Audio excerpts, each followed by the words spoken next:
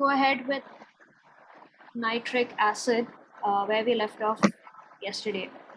So after ammonia, like before nitric acid, you have a section on the different oxides of nitrogen. You had asked us to read it and I read it and I have notes. Okay, that's pretty simple, straightforward. Different oxidation states, how do you prepare each one, and their structures. So if you want, you guys can make a table or a chart. It'll be easy. Just organize it. You can see how each one compares to the other. Okay. Now coming to nitric acid. What is the formula of nitric acid? HNO3. Yes. So it is one of the oxoacids of nitrogen. It's one of the more important oxoacids of nitrogen, like industrially in general. Other than that, you have nitrous acid also, but yeah, we're not doing that. So nitric acid, HNO3, what all parts do you have is, so these are the different oxoacids of nitrogen, first of all. So you have hyponitrous acid, so that's H2N2O2. Hyponitrous acid. And then you have nitrous acid.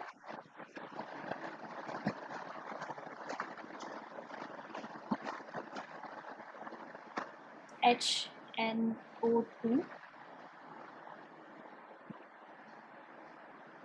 And then you have nitric acid, that's HNO2.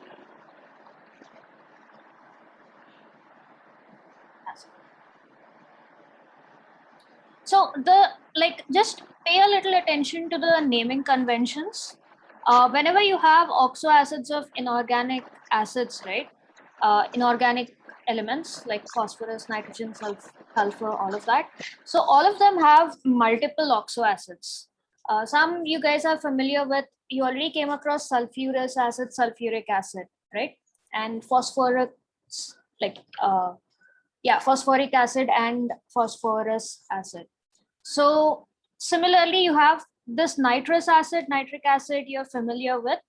So whenever you go, like when the oxidation state of the central element reduces, so you have hyponitrous acid. Similarly, you would also have like hypochlorous acid. For nitrogen, you don't have this version, but for chlorine, for sulfur, you have hypochloric acid. For sulfur especially, you have sulfurous acid, sulfuric acid, and hyposulfurous acid. Like all of these prefixes and suffixes, it's just telling you, oh, how many oxygen atoms is the central atom attached to. It's basically giving you an idea of the oxidation state. So highest oxidation state will always have IC, sulfuric acid, nitric acid, chloric acid, that way. And as it reduces, then you have us, and then you have prefixes like hypo and all of that stuff. Okay. So that's like a little bit of a clue, like so that when you come across these things, don't get confused later on. So that's there's a pattern to it. Structure of nitric acid looks like this. Ma'am, just a second. Right now, it's on the top of my head. You mentioned a practice test or something like that later.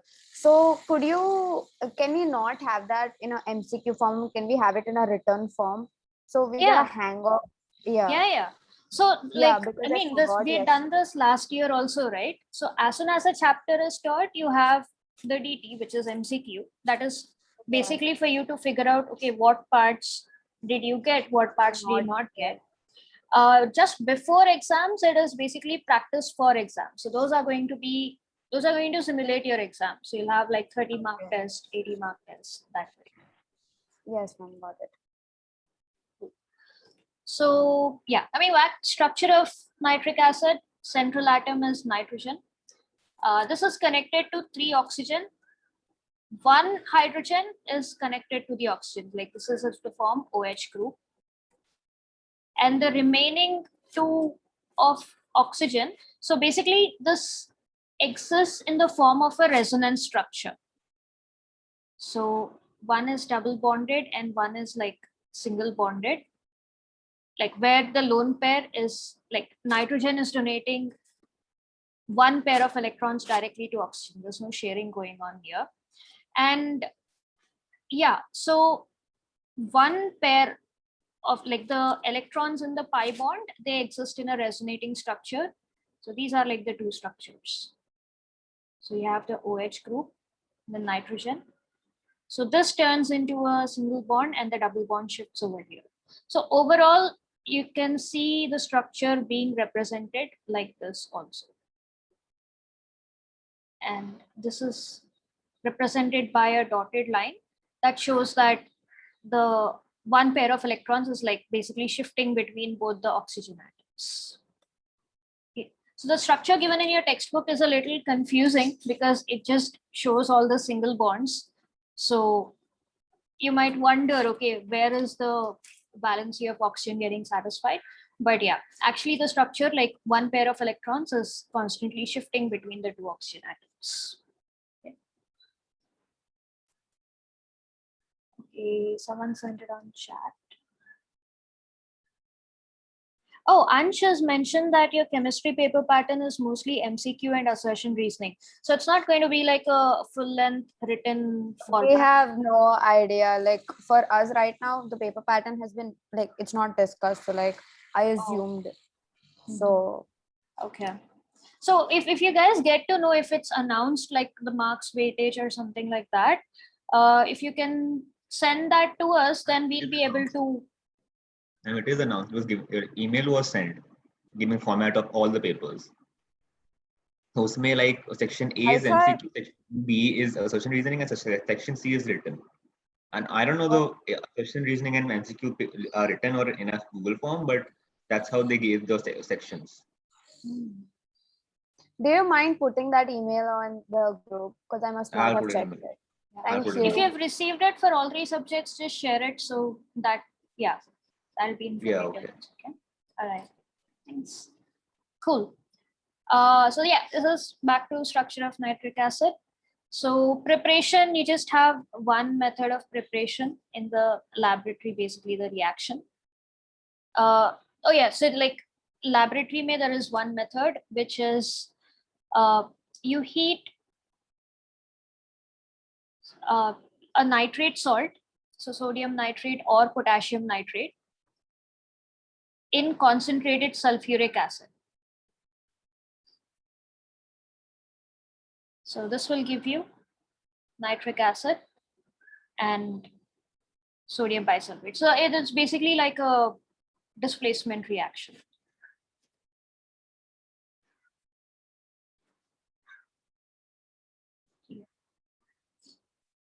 Yes, how you prepare it. Now, industrial preparation, this is like a little in detail. So industrially, it's prepared by this method called Ostwald's process.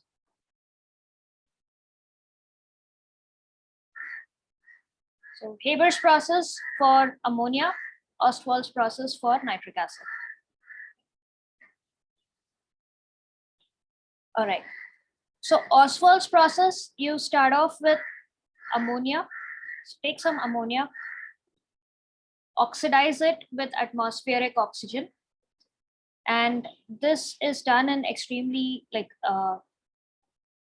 in a high pressure situation. I won't say extremely high pressure, not as much as Haber's process.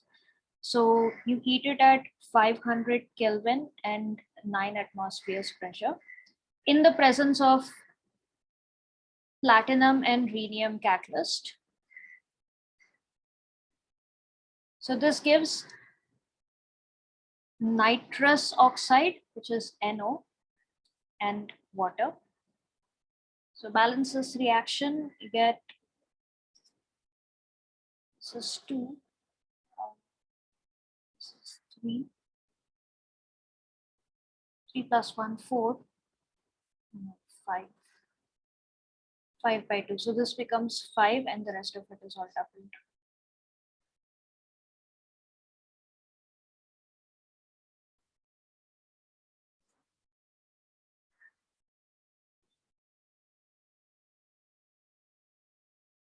Okay, so this is the reaction. So whatever nitrous oxide is produced, that is further oxidized. So NO oxidized with more amount of air. This is a reversible reaction forming nitrogen dioxide. Now this nitrogen dioxide, extreme concentrated form, like just dissolve this in water and then you get nitric acid.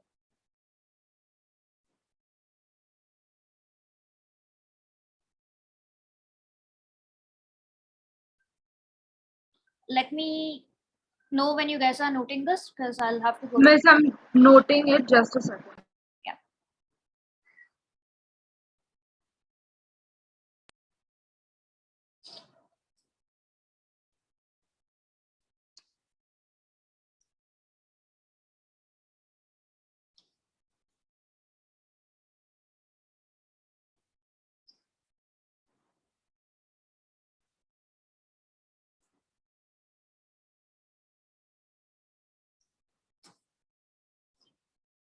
Yeah. Done?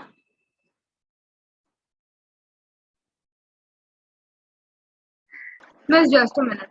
Okay.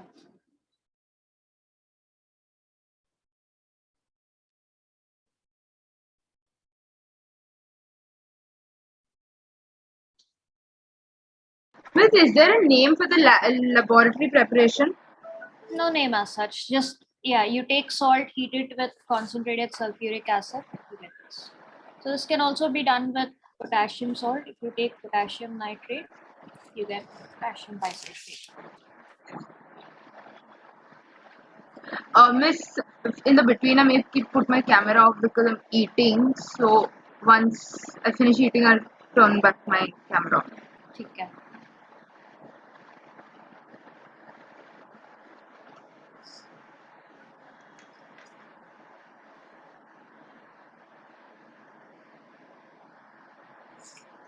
Could you scroll down a little? No, this is Or- the end. Okay. So NO plus O2 gives NO3. NO2, nitrogen dioxide. So I mean, this needs to be balanced. Huh. So now you take this nitrogen dioxide. Miss, NO2. 1 second. Okay. Sorry, 1 second.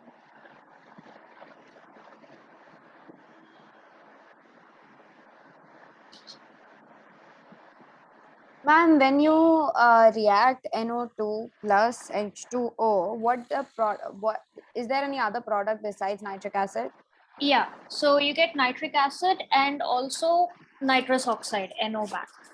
Thank you. Because I was not able to balance that thing. I don't know what is wrong.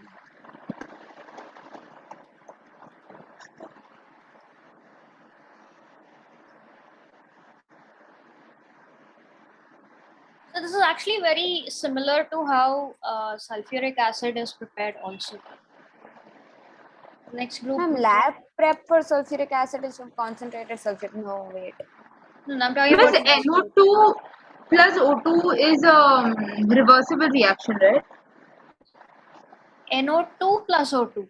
So that's No, like, NO plus O2. NO plus O2. yeah. Done, ma'am.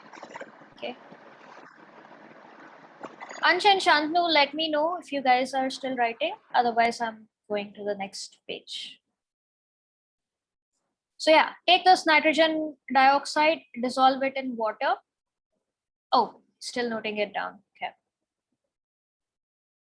Cool. So in the meantime, because you guys will come across this later on, sulfuric acid is also prepared in a similar way. The only difference is here you can't use elemental nitrogen because it's inert. It'll be difficult to oxidize it. So you're using ammonia, oxidizing it to get your nitrous oxide. In the case of sulfuric acid, you take elemental sulfur, oxidize it to sulfur dioxide, then sulfur trioxide, and then you dissolve that in water. Okay, so so this, on dissolving in water, you get nitric acid and NO fumes. So the fumes of nitrous oxide, this is recycled back to step 2, where it is oxidized to nitrogen dioxide. So that way it's not wasted, you can maximize the yield.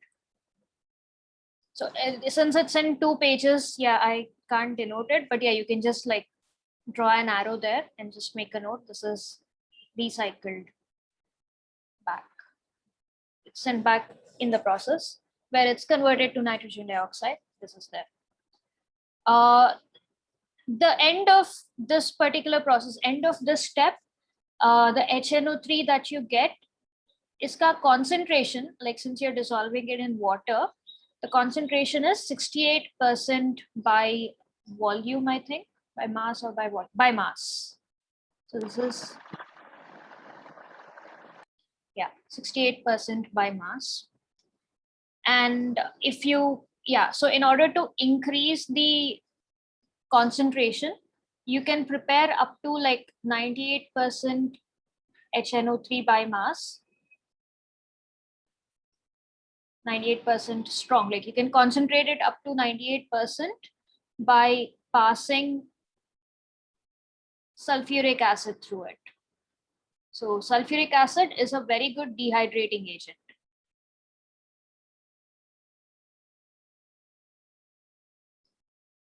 So dehydrates, you take away the water, slowly increase the concentration of nitric acid in the solution.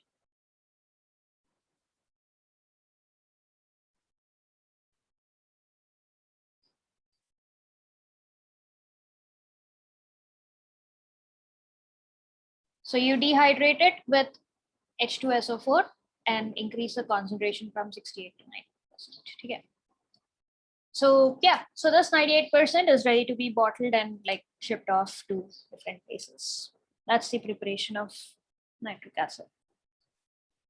Yeah, so 2 methods, 1 laboratory method, and this is what Oswald processes. Oswald process, you start off with ammonia, oxidize it, you get nitrous oxide, which you oxidize again to nitric acid. So all the oxygen that you use here is atmospheric oxygen. So the only raw material that you need to source is ammonia here. And once you get nitrogen dioxide, dissolve it in water to get 68% by mass concentrated nitric acid. Fumes of nitrous oxide is also formed in this process, which is recycled back into the process. Further concentration, like if you know any process, any customer wants a highly concentrated nitric acid, then you dehydrate, like you basically dehydrate the solution with H2SO4 and yeah, reduce the water quantity, increase the concentration of nitric acid. That's okay. Now properties. So H2SO4 being a good dehydrating agent, you'll come across it in lots of places. So you'll come across it preparation of esters, you come across it when you're treating alcohols, like they dehydrate, form alkenes. I think when we're talking about aldehydes, ketones also you'll get it sometime. But yeah, H2SO4 is one of the classic dehydrating agents. Now, properties, yeah. So pure nitric acid is colorless.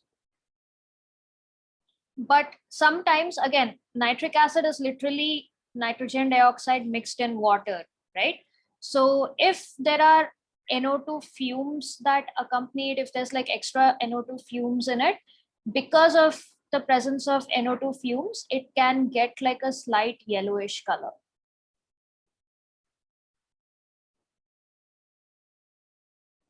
Okay. So pure nitric acid is colorless. It can get some yellowish color due to the presence of NO2 fumes. Next. Yeah, so again, it is literally nitric acid, so it's a pretty strong acid in aqueous solutions. It is also an extremely strong oxidizing agent. This is like an important property of nitric acid. This is where it is used in a lot of places, the fact that it's an oxidizing agent.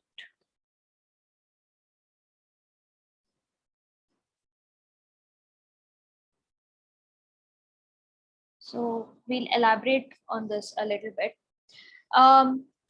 What do you guys remember about nitric acid? Like till like back in 10th grade, you must have come across, reaction of acids with metals and all of that, right? So what do you guys remember about nitric acid? It was an I think I remember one. No, but wait, that is decomposition reaction. No, sorry. I No? don't remember any. So yeah, nitric acid, usually you won't come across reaction of metals with nitric acid because of this reason. So one, the common property of acids is that they react with metals to form salt and displace hydrogen gas. Nitric acid doesn't do that. It goes a step above it. So what it does is it It forms attacks ions. it attacks metals and it oxidizes hydrogen to water. So H2 becomes H2O. And at the same time, it gets reduced itself into many different oxides of nitrogen. So because of its oxidizing nature, it can attack any metal except like gold and platinum. Like copper usually doesn't react with acids, but nitric acid can get affected by, can affect copper easily. So it attacks metals, except like they have to be extremely unreactive, like gold and So platinum. if I react silver with nitric acid, will it give me silver nitrate? Yeah. So you get silver nitrate. Along with that, you will also get, I don't know, nitrous oxide, nitric oxide. So this Okay. oxidizing, so like along with nitrates, so you get nitrates plus you don't get hydrogen gas, you get water instead because nitric acid oxidizes it to water. Plus you get oxides of nitrogen. Now, which particular oxides of nitrogen depends on how much nitric acid you're taking. So it depends on the concentration, it depends on the temperature. So this particular thing depends on the temperature at which the reaction is taking place. It depends on the concentration of nitric acid, and it also depends on the nature of the metal that it is attacking, like which element. Like it depends on the reaction conditions, basically.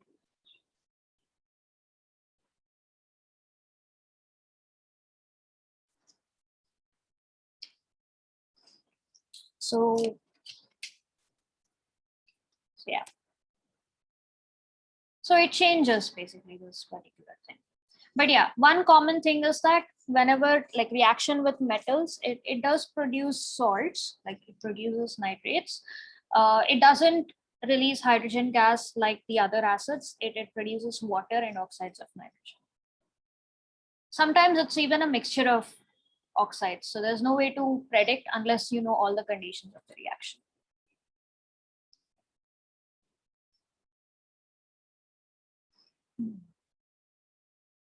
But physically, if you were doing an experiment about like with nitric acid reacting with different metals, some of them don't dissolve. So basically, when a metal is reacting in acid, when you drop a metal in acid, usually it dissolves in acid. So metal usually dissolves in acid, right? As the acid reacts with each layer of the metal. But there's exceptions to this. Some metals like, for example, aluminium, chromium, these kind of metals do not dissolve in acid. Can anyone guess the reason why? They're the ones that form amphoteric compounds, right? Like I know aluminium has amphoteric compounds. Aluminium is, but chromium is not. So they do not dissolve in acids. Why do you think they don't dissolve in acid?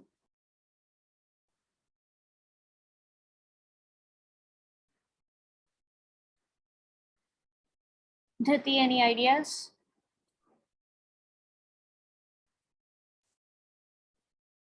So what happens? Like, think of this fact, like it's a strong oxidizing agent. Along with nitrates, some metals may also get oxidized to their oxides also, nitrates or oxides. Basically, it because depends on they're how much it is oxidized. because of so their if- electronic configuration? Don't they form that oxide layer which prevents them from reacting? Yes, Oh, the correct. film, yeah. But I know about, wait, that reason is correct for aluminium, but why about chromium? No, chromium Chromium also also forms a this. layer. Yeah. That is the reason why you do chrome plating. Because yeah, even though Yeah. it's reactive, even though it reacts, it forms a layer and protects all the layers underneath. So they do not dissolve in acid because there's an oxide, like the outer layer is covered by the oxide.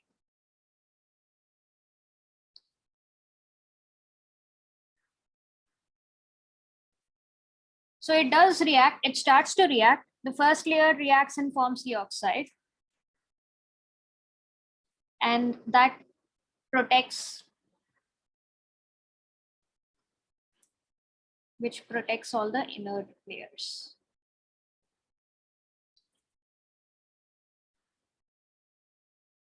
Or, that protects the metal basically. So prevents further reaction.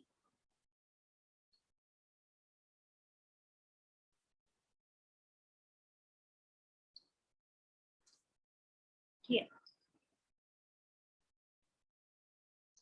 So strong oxidizing agent, it oxidizes not only metals, but it oxidizes non-metals also. Oxidizing nature is not restricted only to metals. So oxidizes non-metals also.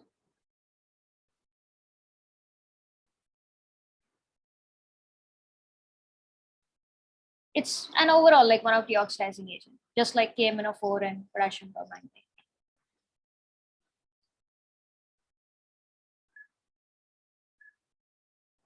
Okay, so when it comes to metals, we've seen how gold and platinum are noble metal. They're so unreactive that they're immune to nitric acid.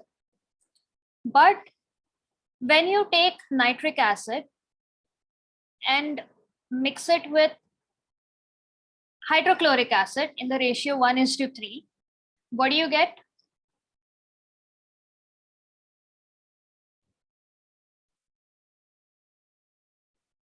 Who remembers what is this mixture of concentrated nitric acid and concentrated hydrochloric acid called? Like specifically when it's mixed in the ratio 1:3. 1 part nitric acid, 3 parts HCl. No, ma'am, haven't heard of it. Mm. I've heard of the concentrating mixture, the nitrating mixture, but that is something that we learned. But that does not have HCl, that has H2SO4. Ansh and Shantanu, you guys, we had discussed this like when we were studying about acids and all that.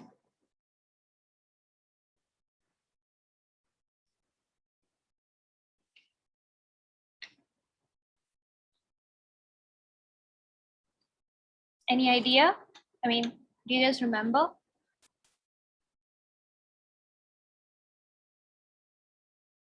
Yes, Ansh remembers. So this mixture is called Aqua Regia. Have you guys heard of Aqua Regia, Dhriti and Mitali? No? Okay. So Aqua Regia is a substance which, yeah, it's made up of acids. It's extremely acidic. So it's a mixture of concentrated HNO3 and concentrated HCl, 1 part HNO3 and 3 parts HCl. This substance is strong enough to dissolve even gold and platinum. So yeah, so this is like, oh yeah, yes, Ansh. So this played an important, okay, it's not an important role in World War II, but it played a part in World War II. So during the World Wars, everybody was evacuating from Europe, right? Like especially people who were getting prosecuted. Germany, Netherlands, all these regions. And all your scientists like Niels Bohr, Einstein, all these guys were from these regions. Yeah, from Belgium, Netherlands, Scandinavia, Germany, all these regions. So I forget which scientist it was. Like one of these guys who was a Nobel Prize winner.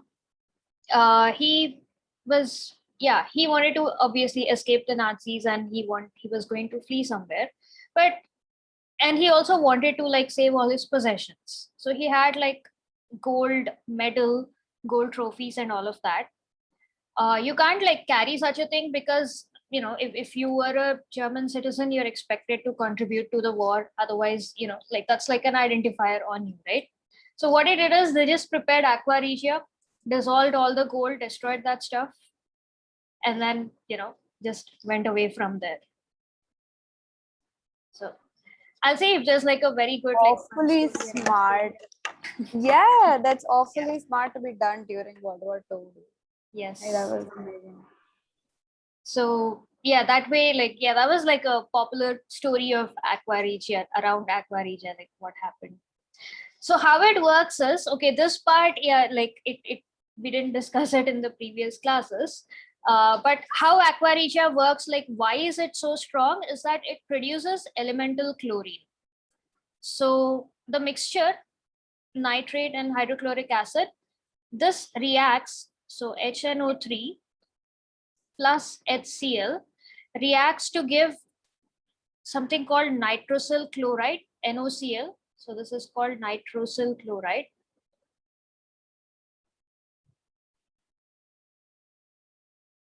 Plus H2O plus water, plus it gives elemental chlorine. So there's just Cl atoms produced. Like, of course, yeah, this needs to be like balanced.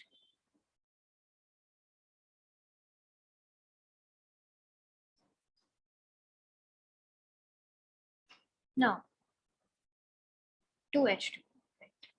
It's balanced. Okay, so this elemental chlorine that is produced here, so this elemental chlorine, atomic, right? I mean, this is not elemental chlorine, I'm sorry. Atomic chlorine obviously is extremely unstable. It wants to have an octet. So it doesn't form like Cl2 gas. Like this chlorine that produced is strong enough, like obviously atomic chlorine attacks gold to form like gold. Miss, I can't see anything. Sorry. Oh, you can see AU ka reaction here. No. Okay, we'll go to the next page. Yeah, okay, got it. No. Oh. I just reduced the screen size. There you go.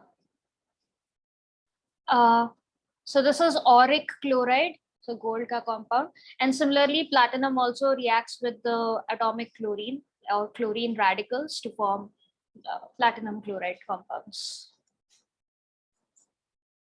So with platinum, you get PtCl4, and with gold, you get AuCl3.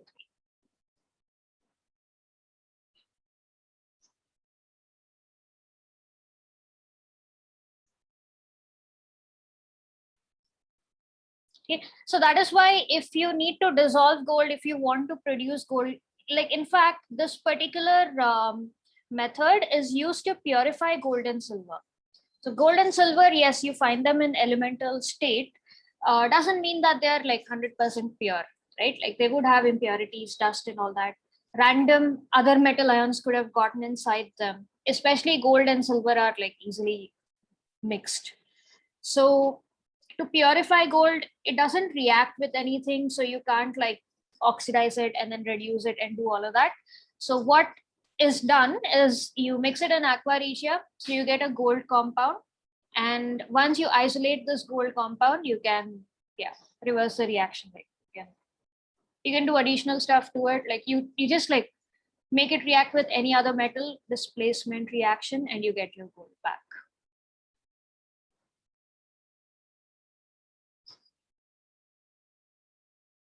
So yeah, so nitric acid, apart from oxidizing nature, important application is that it is used to make Aqua Regia. So application of Aqua Regia, it is one of the strongest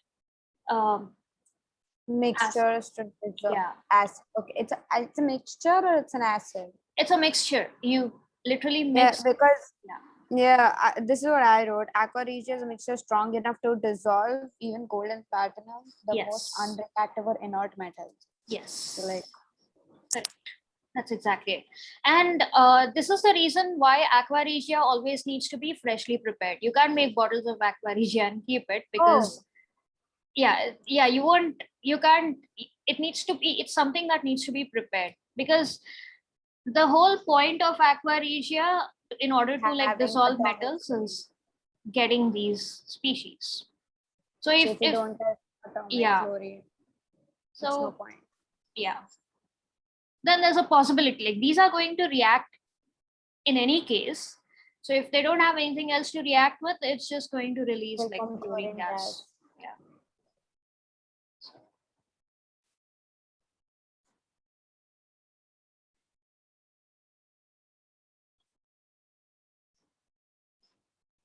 Okay, done. Yeah, And then next one. and then we have the brown ring test. So nitric acid consists of nitrate ions, like basically the salts formed from nitric acid gives you nitrates. If you want to identify nitrates, the presence of nitrates, you do the brown ring test.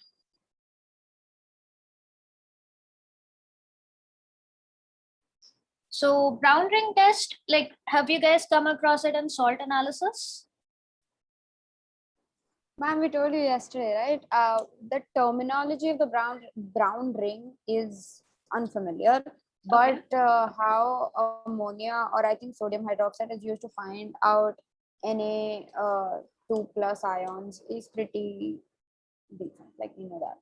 No, that's different. So this is used to test the presence of nitrate ions, NO3 minus. This particular ion. Then it's new. It's new. Okay, you guys didn't do this. Okay.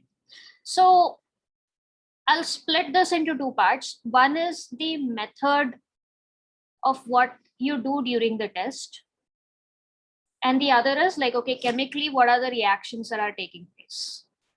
So method, so basically 2 steps. One, you want to identify whether a solution has nitrate ions or not, or maybe it has nitrate ions and you want to confirm it. So to that solution, to that mystery solution, first you add freshly prepared, like fresh dilute ferrous sulfate.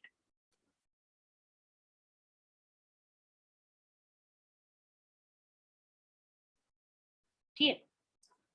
So you add ferrous sulfate into the solution. Then you carefully add.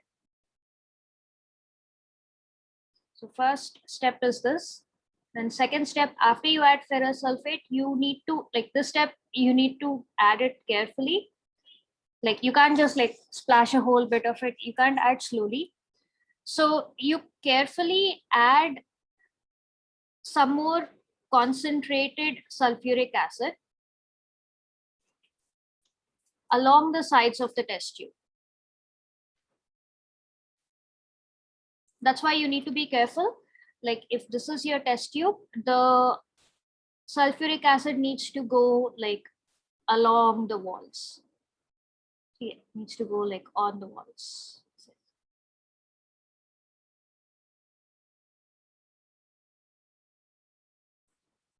So when you do this, the result is that you'll find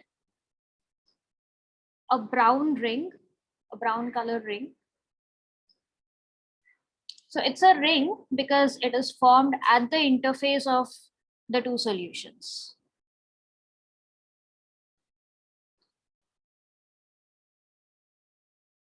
Yeah. So if this is the existing solution where you added fresh dilute ferrous sulfate, and then you add some more sulfuric acid, you'll find like a brown ring along the sides over here. Guys, note this down. I'll pull up an image so that you can see it's better. Okay.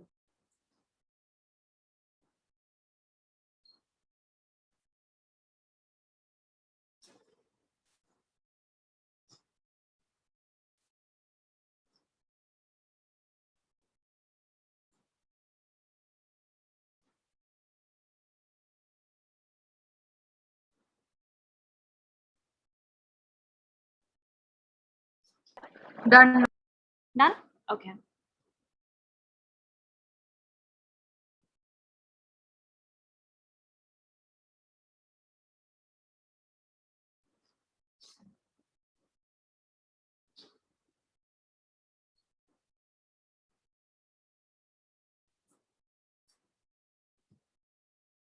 Yeah, this is what it looks like. So you see a brown ring. So this is at the We had interface. done this, I think, in school. We have done it once. Might have, because it is definitely there in your syllabus. You're reading the theory. So salt analysis may, yeah. No, this no, is- not in 11th, 12th. I'm talking about in 10th. Acha. Salt analysis. Yeah.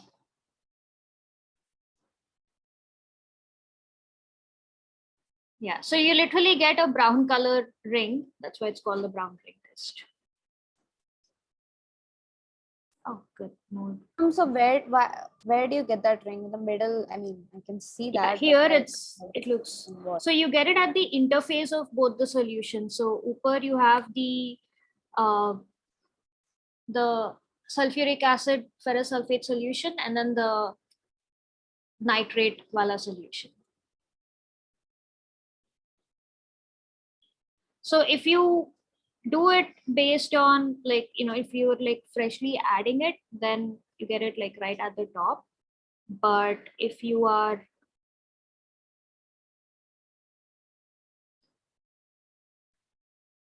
like if you add the whole solution, like, so there's two different solutions, right? You add in the sulfate solution, and then you have your existing nitrate solution. The middle of both, at the interface of both of them, you get the brown.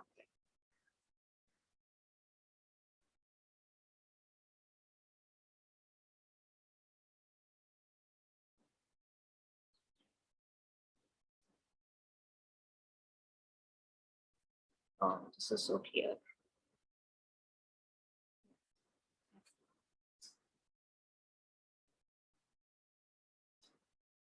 So yeah, so the set of reactions that take place in the brown ring test, like why do you get the brown ring, is like you have both these reactions happening.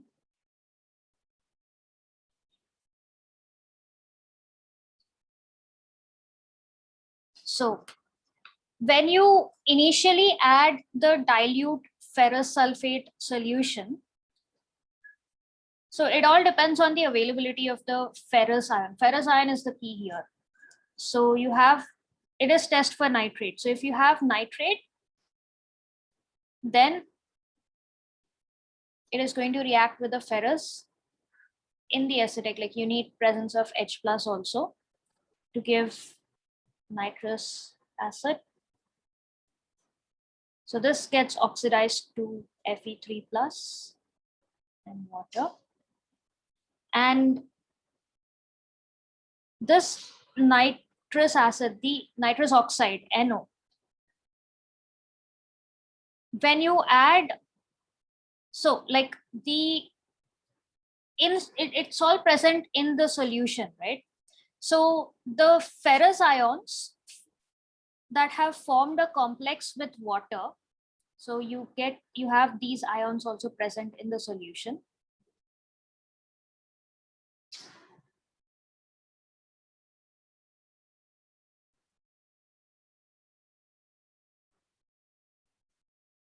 The hydroxyferrous complex. So this gives you Fe, should be taken 5 times NO.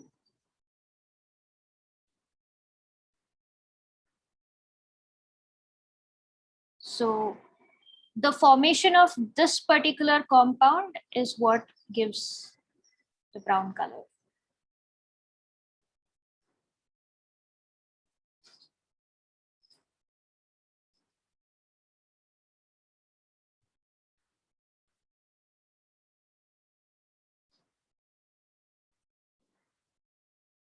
So these are the set of reactions taking place in the solution. So when you add ferrous sulfate, so that gives rise to like ferrous ions.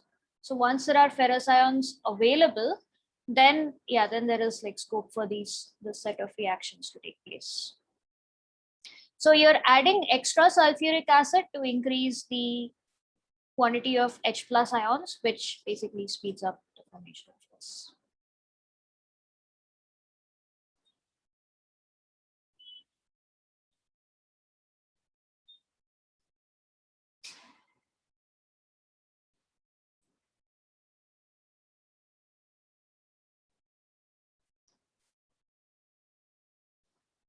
Okay?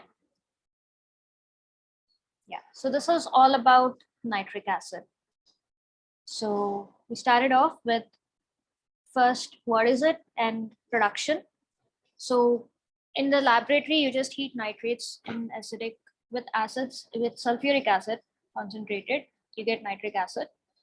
Industrial preparation, because you need it at a large scale, you can't take salts and do the reaction between them. So you're literally oxidizing ammonia to get nitrogen dioxide, like nitrous oxide and then nitrogen dioxide. Dissolve that in water to get nitric acid. Properties, the main, like the striking property is its oxidizing agent. It is highly oxidizing. So rest of the properties are like based on this.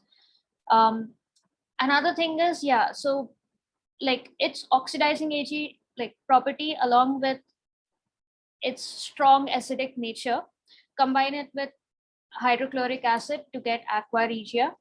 And Aqua Regia is really strong solution. It is the main intent or purpose behind Aqua Regia is it is capable of dissolving even noble metals like gold and platinum used in their purification. And another, so another property related to nitrates or nitric acid, how do you identify them is through the brown ring test. This is what you do in brown ring test, and this is the set of equations. So the formation of this particular complex is what gives rise to the brown color. It's characteristic of this. Okay. Cool. So let's get on to phosphorus, next compound.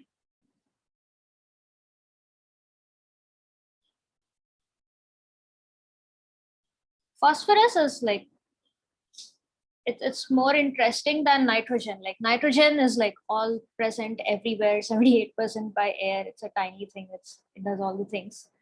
Phosphorus is slightly more interesting because it's got all these different allotropic forms.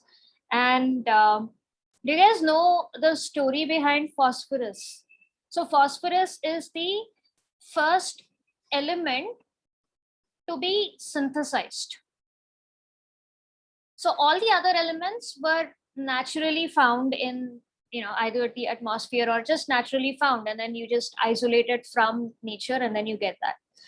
Phosphorus is the first element that was discovered by synthesizing, or not like it was not discovered by synthesizing. Yeah, it was the first element that could be synthesized in a laboratory by humans, basically. Okay, and there is a very interesting story behind it, how it was synthesized, how it was identified as phosphorus when it was synthesized. Trigger warning, like it can get really disgusting. So this was back in the 1800s. Not a lot of elements were known, but yeah, there was a real, big craze for gold. So people were trying all sorts of ways to get more gold. How many of you have heard of alchemy? You've heard of alchemy? Okay, Dhriti, Ansh, Shantanu, you guys. So there's yeah. So I only know it in a general sense. Yeah. If people didn't have much idea back then.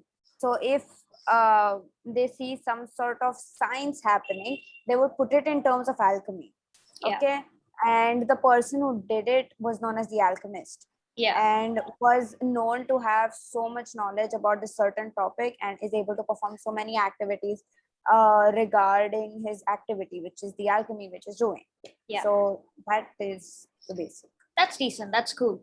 So yeah, it's like the precursor to studying chemistry basically. So what alchemists did was they just experimented with a lot of things. Like they take a block of metal and then they just keep heating it to find out what happens to it. And then, okay, what if I add a little bit of, this salt? What if I add a little bit of this, that sort of thing? They keep experimenting and their main intent was knowledge about all of that. One like popular form of alchemy, like why people got into this whole thing was there was a belief. I don't know if it was myth or a fact or how widespread of a fact it is, but even if it was a myth, should have had some sort of origin in like something that happened, right? So one popular thing people believed alchemists did was turn stuff into gold. So yeah, so you had like all of these myths around the philosopher's stone and being immortal and all of that.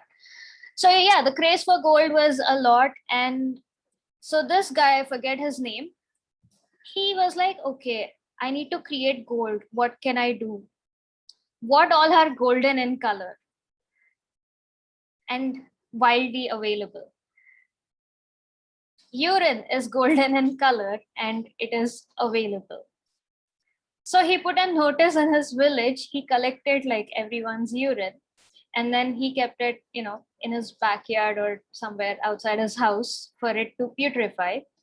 And after that, he took that putrefying urine and he basically ran it through some processes. Like he heated it and then he added some salts to it and he processed all of that. And what he ended up with was not gold, but he ended up with a small amount of phosphorus. So that's the story behind the synthesis of phosphorus. So it was isolated, it was synthesized from human urine. So obviously after that, and it is a very it was a very idiotic process because like while he was processing it, like he heated it, and obviously urine has a lot of components, right? So he would throw away some of the salts that were that he got as a part of the process, and a lot of phosphorus was actually present in those salts. So if you were to get phosphorus from urine, his method was like not the best method. But yeah, still he ended up with a tiny amount of phosphorus anyway. But yeah, that was the story behind phosphorus. Now, obviously, there's like much better ways of synthesizing phosphorus from different sources. Thank God, there are much better sources to get phosphorus. Yeah. And yeah, so phosphorus exists in 4 different forms, different allotropes.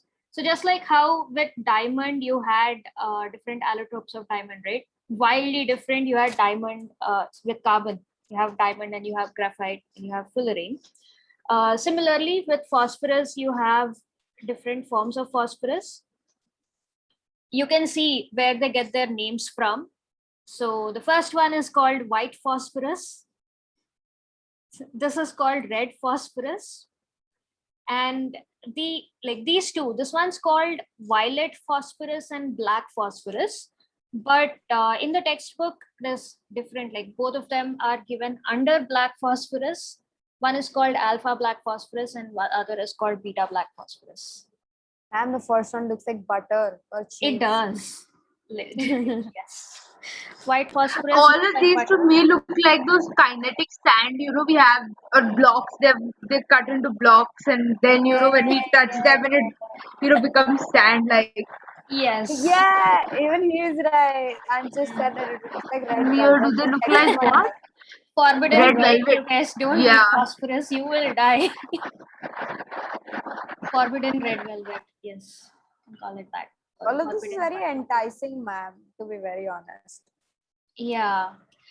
Only through a screen for sure. It is not enticing in real life. I'll send you guys a couple of videos. So like they're popular chemistry channels on YouTube. All they do is do chemistry stuff, but like fun chemistry stuff. So this guy just buys different metals and elements and does things with them. Like he burns them, drops them in water, drops them in acids, and shows what happens. This other channel called Nile Red, he does more complex stuff. Like he takes coffee from your normal coffee machine coffee and he isolates caffeine from it, or things like that. Like he takes regular lemonade and isolates citrus acid from it, citric acid from it, things like that. Okay. So yeah, allotropes of phosphorus. So you have white phosphorus, red phosphorus, and violet black phosphorus, or alpha and beta black phosphorus. Okay. In your syllabus, you just have basic stuff about how these allotropes are different. You have stuff about their structure and how do you interchange different forms of phosphorus. So elemental phosphorus wise, that's you have only that much. And after that, you just get into compounds of phosphorus. You have stuff about phosphine, phosphorus halides, and the oxoacids of phosphorus. Okay. Simple stuff, small stuff. So first, coming to white phosphorus, yeah, you can see like physical how do you identify white phosphorus? Is white, it is translucent, waxy. Just describe butter. Miss, this in no way is white. It is like the, butter color. Butter. Well, if Butter, you yeah. had to be extremely accurate, you can call it, I don't know, or ivory. Waxy, smooth. Yeah, salty. Yeah. Yeah, man. But yeah, roughly white, like compared to all the other colors, this is, I'd say it's white. It stands out. Yeah. Miss, if you like coloring and drawing, then this is not white. Off white. Yeah, off-white, cream, Cream is so more many. yellowish, no? Call it. Yeah. Yeah. For simplicity, to identify between all the different types of phosphorus, it's called white phosphorus. Yeah, but dude, NCRT says white, so we have to say white. It's not just NCRT, the whole world says white phosphorus. So just go with it. Okay. So, okay, interesting properties. So it is translucent. It's relatively white in color, and it's waxy, and it's solid. It is also poisonous, so don't eat it. Miss, best way to kill someone, instead of butter, put phosphorus over there. It's waxy, nobody will even realize it is phosphorus and not butter. Just, they'll apply it on the bread or something and eat it and die. Good plan. Best There way is to- only one issue with it, which we're going to get into. Okay. So it's insoluble in water, but it is soluble in carbon disulfide, in non-polar solvent.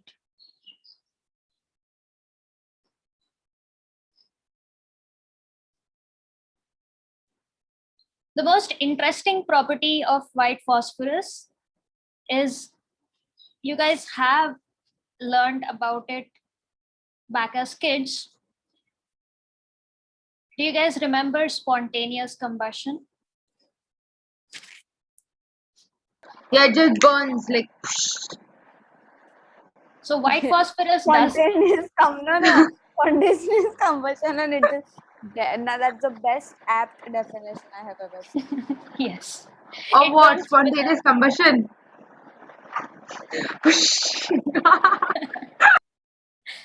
Yeah. So yeah, that throws a wrench in your plans, Dhriti. So even before it can get to No, miss, we whatever, can it's gonna burn do up. something. I'll modify the plan and then tell you. Let me think about it. So yeah, white Or I could just mix the butter with this. If I mix it, perhaps it won't, spontaneously combust. it still is going to. Like, let's complete this and then you'll be in a better position to figure out. So Yeah, so the most striking property about white phosphorus, like the first thing you think of when you see white phosphorus, is the spontaneous combustion. So it is extremely volatile. So it doesn't need any stimulus at all. It doesn't need any heat or anything. So it is so unstable that it just expose it to atmospheric oxygen and it burns.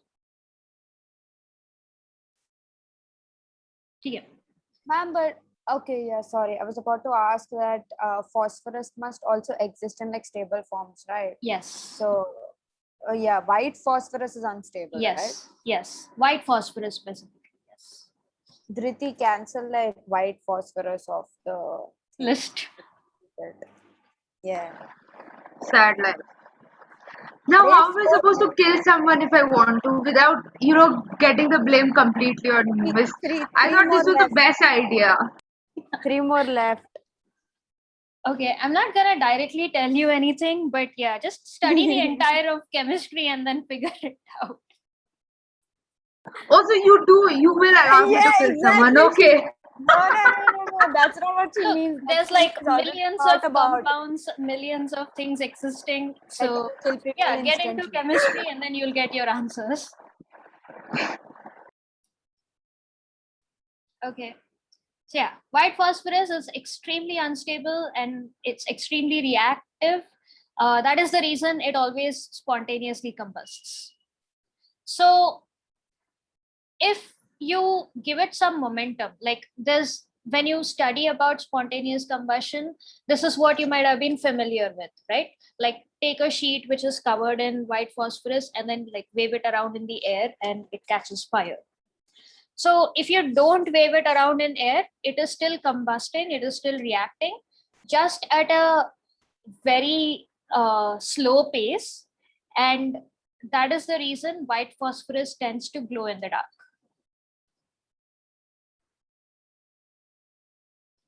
So glow in the dark, white phosphorus specifically, the phosphorescence, is because it is reacting with air, combustion is going on, and the result of that combustion, the energy that's produced, is what you see as that glow.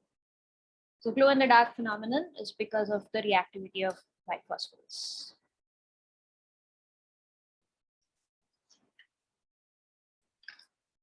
Yeah. The reaction associated with this combustion. So the formula for white phosphorus is P4. This reacts with oxygen to give P4O10. Phosphorus pentoxide, oxide of phosphorus. And that is the reason, like this is the reason, because it's very reactive, you store it underwater.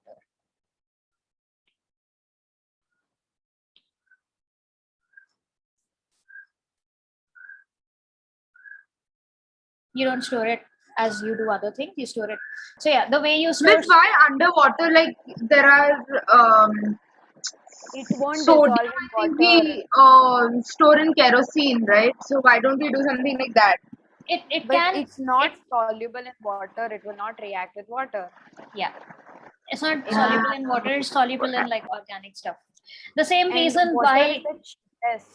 Yeah, easily available. Yes, it's the same reason why you won't store sodium underwater. You store it under kerosene because it dissolves in water. It reacts with water, but with kerosene, it's not reactive. Safer option. Opposite things, same logic. Yeah. So the reason for its instability is in the structure of white phosphorus. So white phosphorus it's literally P4. So just 4 atoms of phosphorus.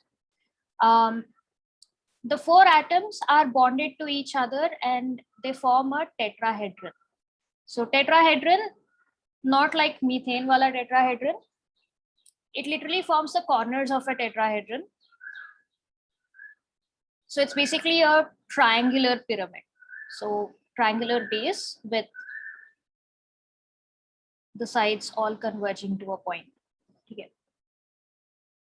And at the four ends, there are 4 phosphorus atoms. So easy way to represent it, like this is the diagram you will see in books. So you have a phosphorus atom here, and these are the 4 atoms in the base. So this is Piche, and yeah, all these atoms. Okay. So each of these is an atom of phosphorus. So all of them are bonded. You have single bonds. So, and each of them have 3 bonds. So all their octet is like satisfied.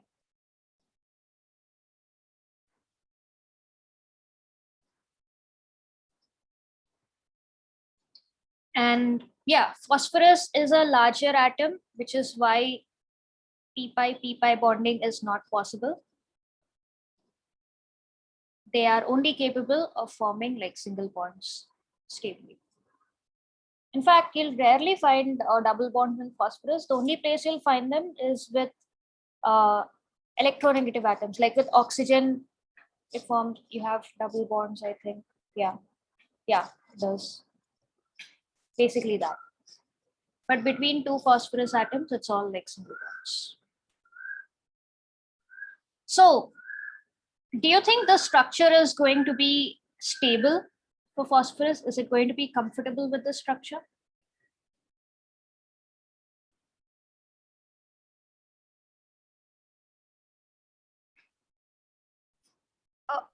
Ma'am, I have a doubt. Mm-hmm.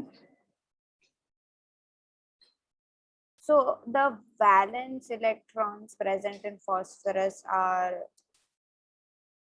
3. It can form 5, sorry. It can form approximately 5 bonds. Here it's forming capable of forming 5 bonds, but to complete the octet, how many electrons does it require? 3. So 3 bonds. So then it should be stable, right? Because its octet is complete. So if you look at each atom, yes, their octet is completed. But is it comfortable for the atoms to be at this angle? Given the size of the atom, no. So it is extremely unstable because the bond angle, like the angle between each of these bonds, is all 60 degrees. So there's like something called a bond angle strain. Strain on the bond angle, like they're just waiting to just snap apart.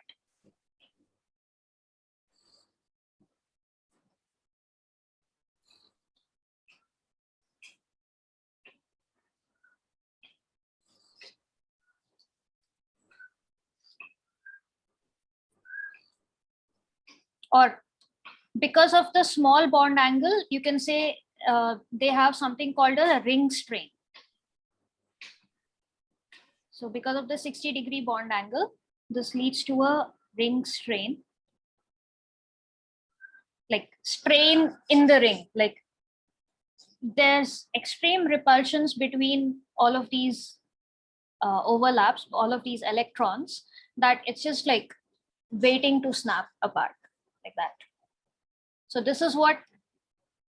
this structure is what makes white phosphorus unstable. So white phosphorus is basically all of these tetrahedrons just arranged together to form that solid. And that's the reason why it's like pretty waxy and, slippery, because it's made of individual molecules of P4.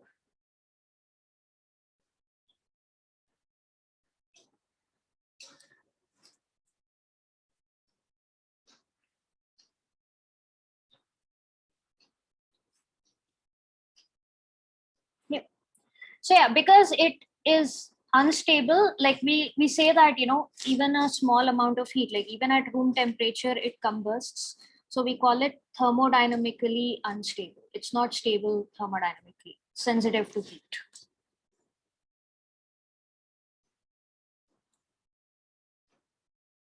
Okay, so can we go to the next part? Look at it. Okay. So when you heat white phosphorus and like heat it by while also making sure it doesn't react with other things, it adjusts the structure to a more thermodynamically stable red phosphorus. So red phosphorus and white phosphorus are like one of the most commonly available allotropes of phosphorus. You all have red phosphorus available in your home. Can you guys guess where can you find red phosphorus? Even I have it in my home. No more hint. What? There are a lot of things in my place. What do you think may contain red phosphorus? I don't know why, but the first thing that popped in my head is matchsticks. Yes, absolutely. So that's matchsticks, yeah, matchboxes and matchsticks. This part is covered with red phosphorus. The reason why this is not spontaneously combusting is because it's more thermodynamically stable than white phosphorus, like more stability. So it is, yeah, it just stays as it is. But yeah, it's still like relatively flammable. That is the reason you strike a match and then it lights up in fire. So ma'am, what does the red thing on the match include? So that is a mixture of potassium chlorate, I think. Yeah. So like Okay. it's also covered with like stabilizing agents and things that protect it, so that just a little friction is not gonna enable it, make it this thing.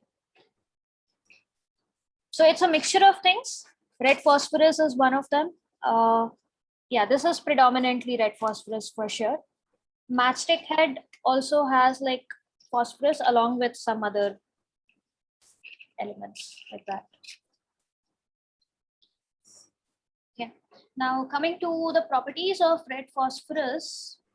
Yeah, so how you get red phosphorus is you take white phosphorus and you heat it to a temperature of 573 Kelvin in an inert atmosphere, because if it is not inert, it's going to react. So ensure that it is in an inert atmosphere, like fill it up with carbon dioxide or something like that, or fill it up with nitrogen. Ensure that this doesn't react and you get red phosphorus. So red phosphorus on further heating, then you're going to get like violet and black phosphorus. Yeah. So ma'am, what is the core source of white phosphorus? Source of white phosphorus? That's a good question. Let me check. Because if we obtain the other phosphorus is from white phosphorus, then where do we obtain No, this is not how we obtain it. This is how you like they can be interconverted. So different conditions are going to give you different allotropes of it. This is how you can convert white phosphorus into red phosphorus. Like it's showing the relation between them. How are they like how are the structures differing? So once I draw the red phosphorus, also it becomes clear why on heating white phosphorus the first thing you get is red phosphorus. So I'll write down all the properties first and then do the structure. One, obviously, it is red in color. It's kind of like a rust red. You remember, see the picture, right? Red velvet cake, a darkish red. And this is insoluble in both water as well as carbon disulfide. It just doesn't dissolve. It's insoluble in water and carbon. White phosphorus dissolves in carbon disulfide. Red phosphorus doesn't dissolve in either. Red phosphorus is odorless and it's not poisonous, non-poisonous, not very harmful. Doesn't mean you can just like pick it up and eat it. Be careful.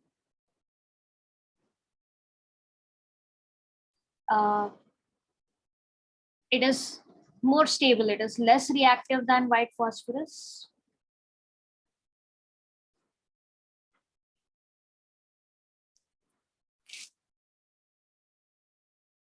And the reason is again in the structure. So white phosphorus was individual 4-atom molecules, tetraatomic molecules, right? Red phosphorus is made up of, it's a polymeric structure.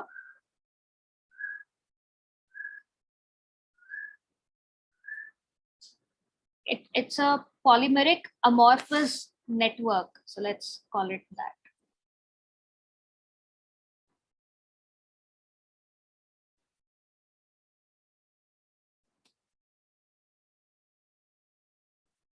It's a polymeric amorphous network of tetrahedral structures.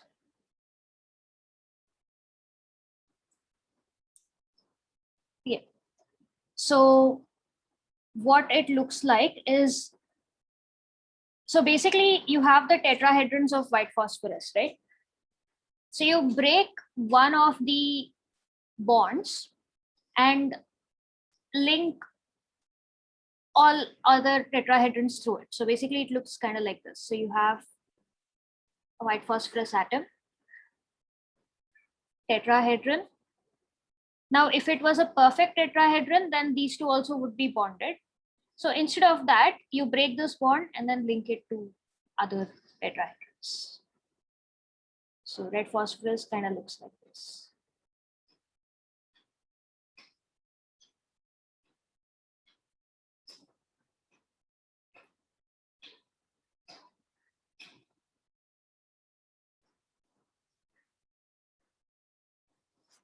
So note this down and I'll show, like, I'll see if there's like a 3D structure of it and I'll show it to you.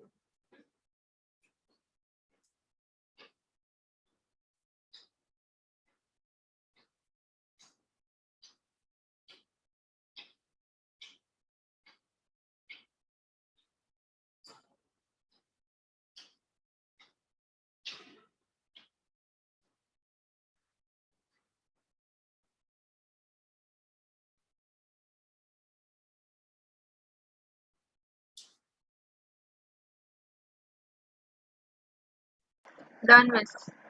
Done? Okay.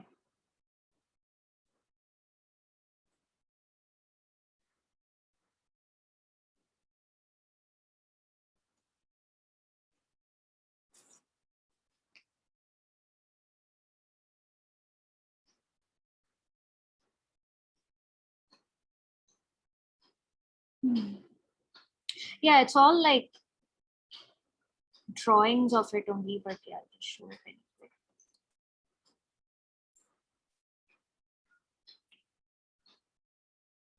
Yeah, this is kind of how it looks like. You have individual tetrahedrons, all of them. Now, the bond strain is lesser than what you have in white phosphorus. So yeah, it is less reactive than white phosphorus, but it's still, it's a little bit, it is going to react with things. It's not like extremely stable.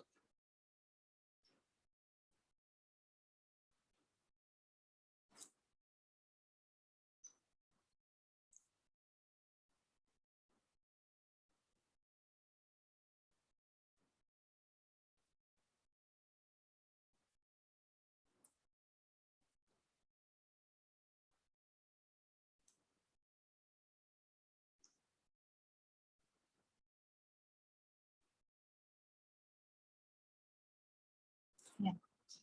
So these other structures that you see on the screen, when you heat red phosphorus, it progressively gets more and more thermodynamically stable because you can see it in the structure itself. It gets symmetric and there's less bond strain between the individual atoms, and yeah.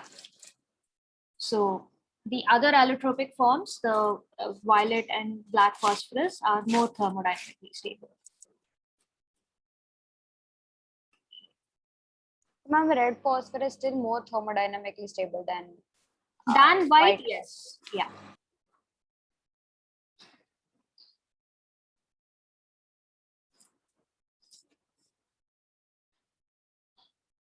Then comes, I'll go by your textbook terminology.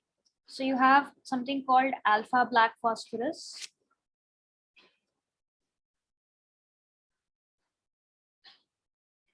I'm just like writing it in the symbols. Phosphorus is P, okay? So this is also called violet phosphorus.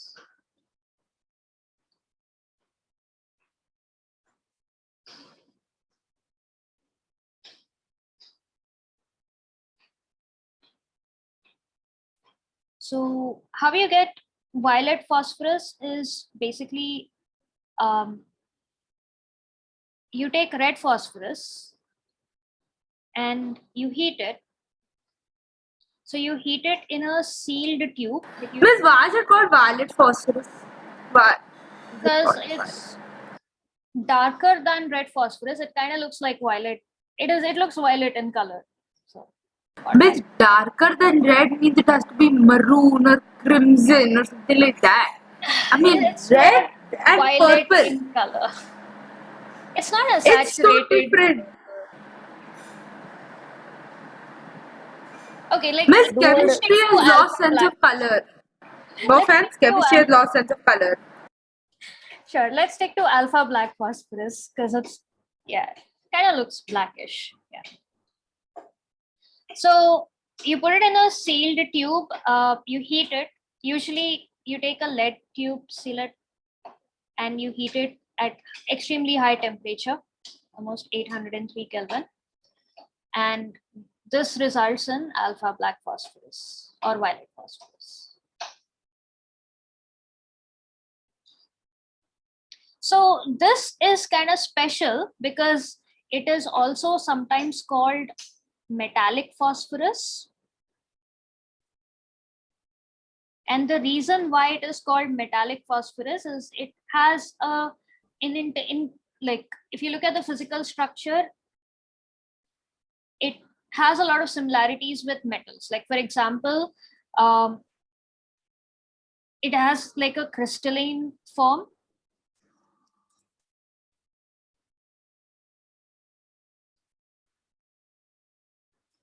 So it's got like a crystal structure. So crystal structures are, when the atoms are arranged in a regular manner. Like you have a unit cell and then the same thing is like multiplied over and over. Like there's a uniformity to it in how the atoms are arranged. It's not random. So amorphous is the opposite of crystalline, where it's just random. Like if you observe structure of red phosphorus from like one part of it, and then if you observe the structure of phosphorus in the other part of it, there's no uniformity to it. It's like pretty random. Crystalline is like, it's like you've drawn like one single structure and then you scaled it up. Like the same thing keeps repeating over and over. So when we do this chapter on the solid state, we'll get into this in detail. Like what are crystalline structures, how do they differ from amorphous structures and all that. Yeah. So alpha black phosphorus, it's got like a slight grayish luster to it. So that's another similarity with metals. So sometimes it is also called metallic phosphorus. It's got a crystalline form. So it crystallizes. So it can be, when it is sublimed in air, when it undergoes sublimation and then there's like deposition, then it can take like the structure that it forms is an opaque rhombohedral or monoclinic structure. What's rhombohedral? I'll come to it. Just note these Is it words like down and then I'll rhombus, but like a pyramid? Then why isn't it called square pyramid? Yeah, so rhomboclinic, Good question. and monoclinic are names to specific shapes given. So remember, just now I was telling you how crystals have like a unit structure, which is just repeated over and over again for the whole of that. So that unit structure can take many different shapes. Like for example, it can just be a cube, and you just stack a lot of cubes over and over again, or it can be like a hexagonal prism, like a 3D hexagonal prism, and these prisms are like stacked over and over again. Or it can be like a 3D parallelogram. Like, it's not exactly a cuboid, but like imagine a cuboid which has been like squished. One interface is a parallelogram. So it can be that structure repeating over and over again. So there's like 14 different forms that particular unit cell can take. So each one has a different name. You have a simple cube, you have, so rhombohedral and monoclinic are specific forms like of that unit cell. Like, they are just like how you have cuboid, prism, like shape names, right? So that way rhombohedral and monoclinic represent specific unit cell shapes. So we'll get properly in detail when we do solid state chapter. That is the issue with like not going by the textbook like chapter wise, because you have a lot of reference which in textbook is in a previous chapter, but since you haven't done it, we don't get it. But ma'am, I saw the images on the net. It seems like okay. But the outcome of the crystal is very different from the monomer, if I can put it like that. Yeah, that it looks so different. Yeah. Also, we are talking about atomic scales, right? And in the larger scale, you can like cut it however you want. So it's gonna be that way. Okay. So, but if you don't disturb it, right? Like if you don't interfere in the formation of a crystal, like if you're developing the crystal right from its solution, then you get to see what it's shaped like. That gives you a better idea whether you're going to get cubes of it or what kind of things. Okay. So these are the different facts about alpha black phosphorus, or also called violet phosphorus. And then you've got beta black phosphorus, which is like also called just black phosphorus. So ma'am, the formation for beta black phosphorus is the same, right? Red phosphorus to be heated. No, so beta black phosphorus, you get it from white phosphorus. Oh. So you take white. Well, why don't they have any originality? I mean, what? I mean, like, if you can find a god, take it up with God, because this is how nature is. No, God didn't name anything. He just created stuff. Names were given by stupid scientists. Oh, you have a problem with the names, okay. Yeah, very stupid. Who told them to discover all this? If they hadn't, we wouldn't have to be tortured right now, no? After so many years, after they died. I have a very philosophical answer to it, but I'm not gonna give it. Okay. So if you heat white phosphorus in an extreme pressure situation, that is 12,000 atmospheres, put a lot of pressure on it, you're going to end up with beta black phosphorus. And this is the most thermodynamically stable form of phosphorus.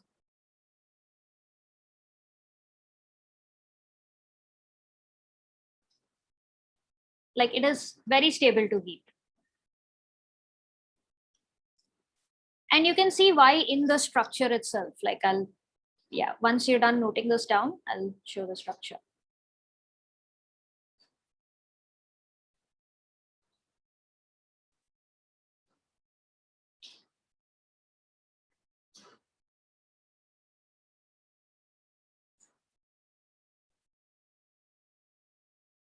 So is it similar to alpha black phosphorus?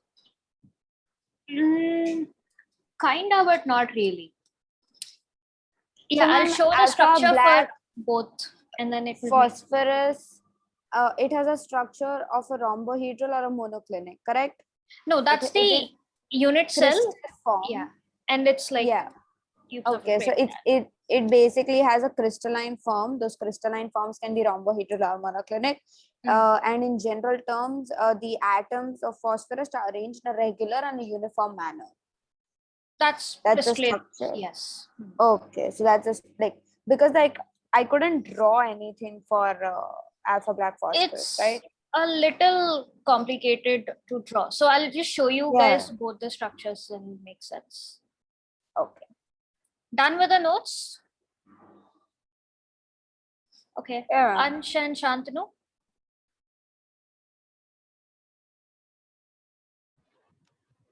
Yes, ma'am. Okay.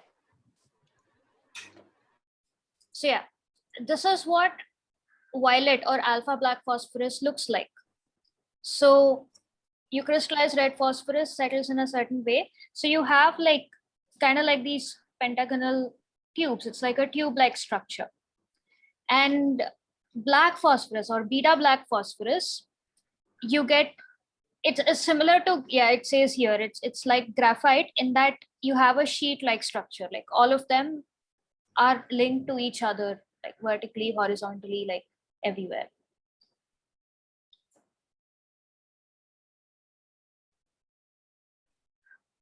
So you can see why this is more thermodynamically stable. It's stable to heat because of its structure. Yeah, it's like held together in different directions. Like it's properly stable. Like it is the most stable as compared to red or white or other forms. Okay. Yeah. So yeah. Other than this, we've got phosphine. So that's all about the allotropes of phosphorus. Like you just learn about the allotropes of phosphorus, like how they relate to each other and the most stable, least stable, rough properties. Now compounds of phosphorus, first thing is phosphine. So before we start phosphine, do you guys want like a 5-minute break? 5-minute break, yeah, I was going to ask you for that. Yeah. So let's meet back at 4:15 then. We're almost through with the chapter. We just have phosphine and the halides. Ma'am, don't you have other groups? No. For FA, we only have to element group Yeah, 15. but isn't No. the chapter There like is, big? yeah, chapter is long, but after we finish this, we'll have to go through skim through biomolecules, and then we'll have a test, and then we'll do group 16. Yeah. Like this chapter, I would suggest take it group wise. Don't look at it as a chapter, otherwise it's gonna be like overwhelming.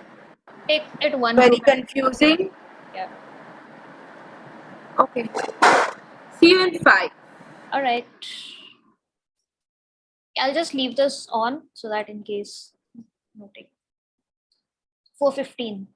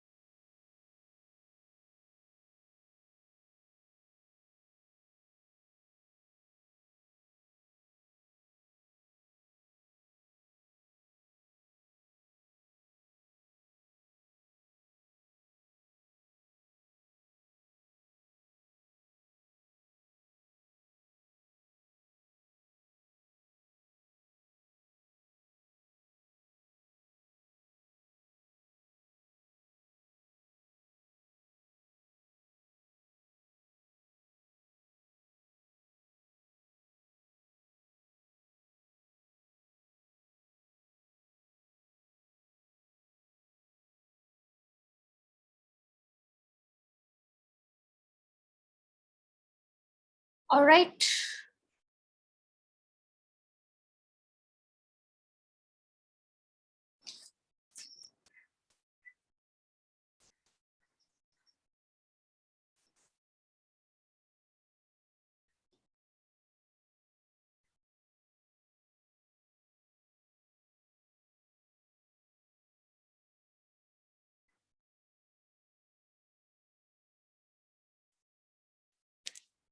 Yes. Mitali, Ansh, and Shantanu, you guys here? We start?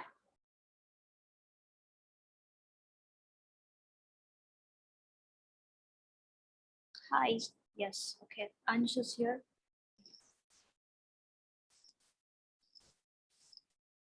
Mitali and Shantanu, where are you guys?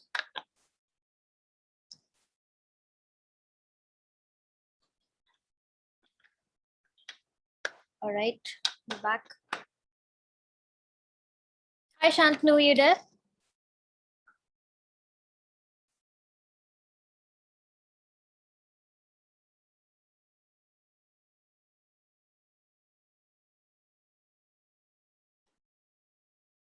Yes. Hello.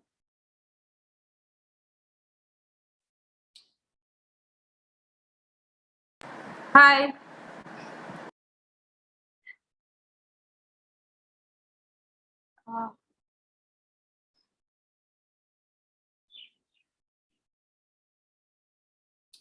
Okay. So let's resume. Let's start.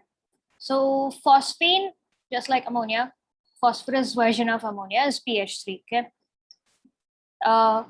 So again, just like with every other compound, we go through the list of preparation methods and we go through the properties.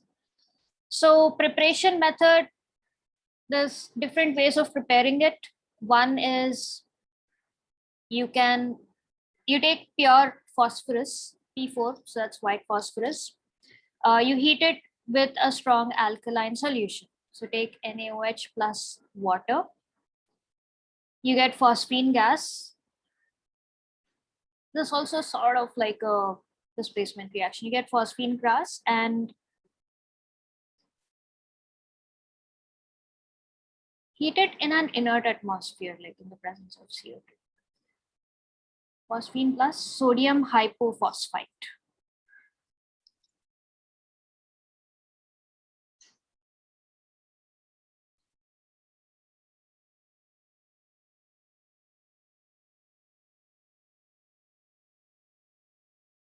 Hypophosphite. So H3PO3 is phosphoric or phosphate. H3PO4. PO3 is phosphite, and PO2, as the oxidation state decreases, this becomes hypophosphite. Okay. Another way of preparing is, okay, this is method 1. Method 2 is take calcium phosphide. So phosphide. So if you take calcium phosphide and hydrolyze it, either treat it with water, break it down with water, or you can do a acidic hydrolysis as well. So you can treat it with HCl as well. In both the cases, you will get phosphine with their respective side products. So in this case, the side product is, again, you get calcium hydroxide and phosphine gas. And in this case, you're going to get calcium chloride and phosphine gas.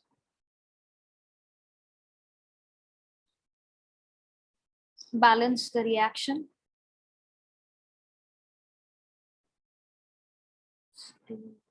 Ma'am, I've written both these reactions in a lab preparation.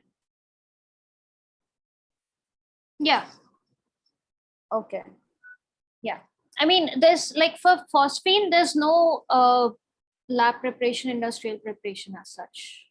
So just preparation in Just general. different way, yeah, general Because- preparation. Okay. So can I say that the compounds related to phosphorus are not used on a commercial scale? That's not true, because phosphoric acid definitely is used for fertilizers. Phosphoric acid especially has a lot of uses. Yes. Okay. So yeah, don't generalize it that phosphorus is not Okay. used like that. Yeah. Mm. Mhm. 36. Okay. Yeah.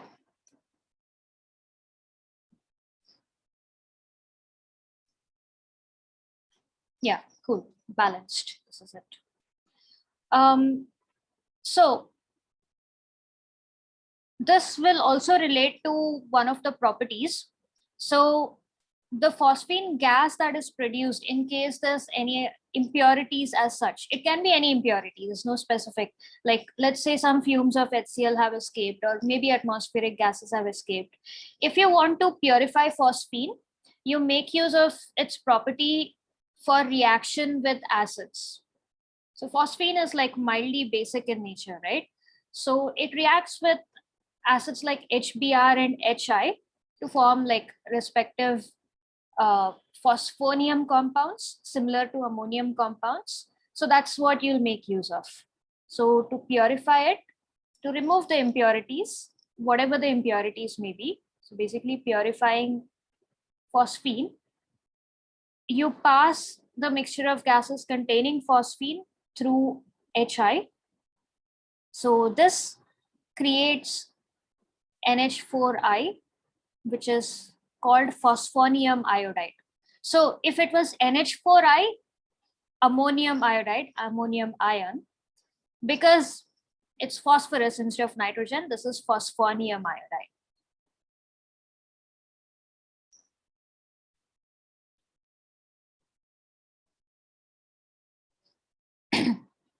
So you're treating it with an acid, you're getting phosphonium iodide, and you treat it with a base, make it pass through KOH, and you get your phosphine back.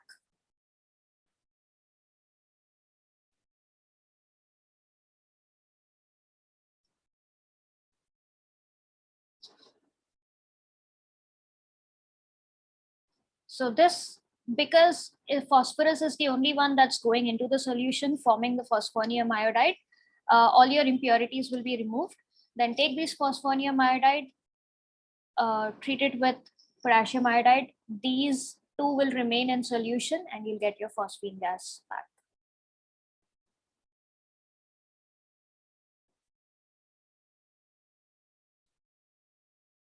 Okay.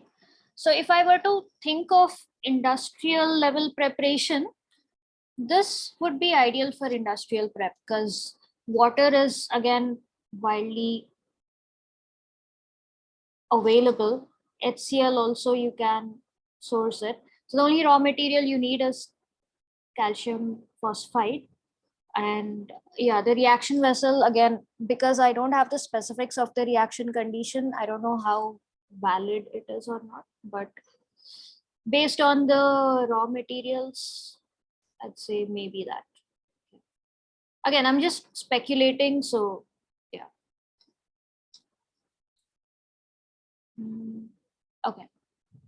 So these are the preparation methods. You prepare it in this way, and if you want to get pure phosphine, this is how you purify it. Make use of its property to react with that. Okay. Now coming to the properties. So properties of phosphine. So pure phosphine is inflammable. So pure version of phosphine is inflammable, doesn't catch fire. But if you have a little bit of phosphorus present in it, so if P4 is present, then it is highly flammable. I mean, it is flammable because of the presence of phosphorus. 100% pure phosphine is completely inflammable. Wrong word to use. Inflammable also means the same as flammable. I don't know for what reason. This is non-inflammable. Basically doesn't catch Well, fire. that is what I was going to ask because the perfume bottle is like don't get near fire, inflammable. So I'm like, if My both are brain flammable, for a bit. This is a weird word that I just don't like. Inflammable and flammable both mean the same thing. So yeah, Can't basically we say it's volatile and non-volatile? volatile can also mean it evaporates quickly, like Sure. high Yeah. energy. So just explicitly we're talking about its ability to catch fire. Non-inflammable. Yes, ma'am. Yeah. Okay. Next is, yeah, it is slightly soluble in water, solubility.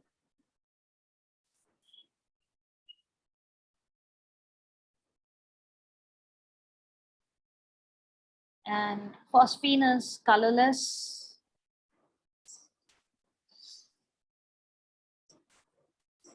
It is colorless. It is not odorless. It is extremely toxic, poisonous to us. And it has like a weird rotten fish smell. That's what it's described as. Haven't come across phosphine, so I don't know. But yeah, it is like bad smelling, staying on theme with doesn't smell good, stay away from it. Okay. Then it, in the presence of light, like, okay, solubility wise, it is slightly soluble in water, but in the presence of light, it decomposes in water. So Ma'am, what makes a difference when light is like put on it? again, light form of energy, right? H nu, it's getting that energy to undergo that reaction. So pH3 aqueous, it is a literal decomposition reaction, gives phosphorus and hydrogen gas.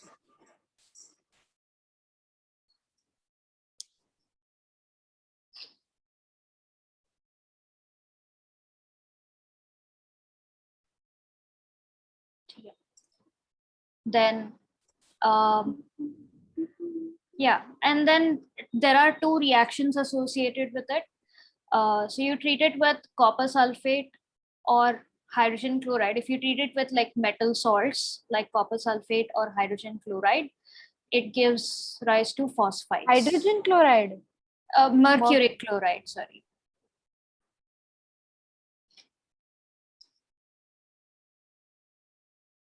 So can you guys write this reaction and send for this property? For the reaction between The last one, yeah. Okay. So, ma'am, it's CuSO4 plus phosphine, right? Phosphine, yes.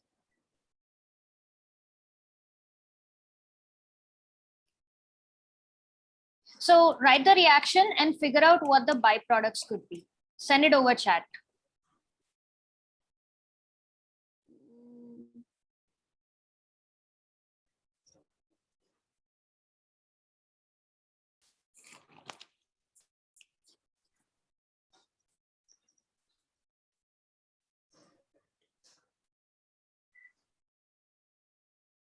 Ma'am, you said it forms phosphides.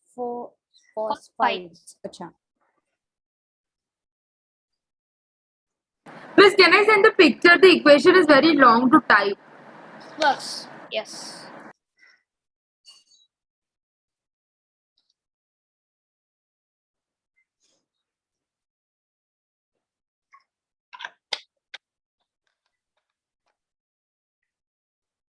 Ansh and Shantanu, you guys also send it over chat, or yeah, if you've already written it in your book, then you can send it, you can send a picture also. That works.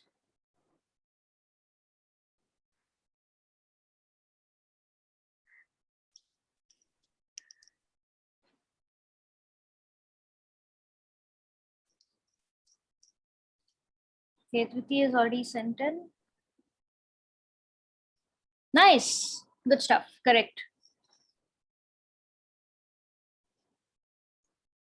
Again, it's a simple displacement reaction.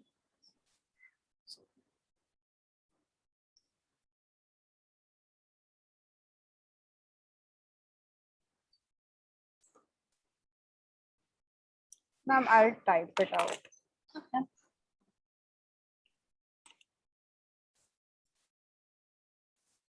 So the reaction will be CuSO4 plus pH 3. Predict the products. Or you can choose to send for this also.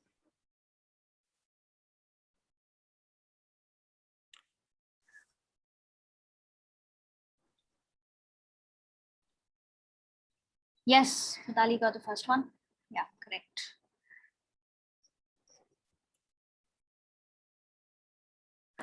Miss, I've sent the second one. Oh, yeah. Yes, that's what you'll get. Correct.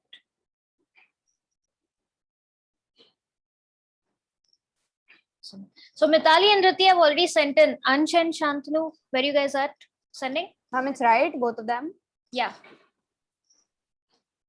And Mitali, balance it, okay? When you Yeah, ma'am. I putting do it in that. your book. Yeah.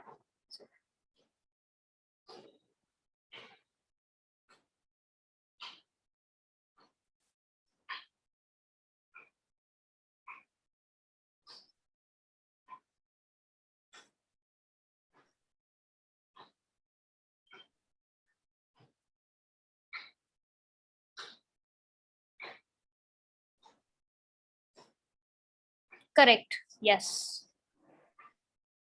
Write it properly, no? Capitals and all.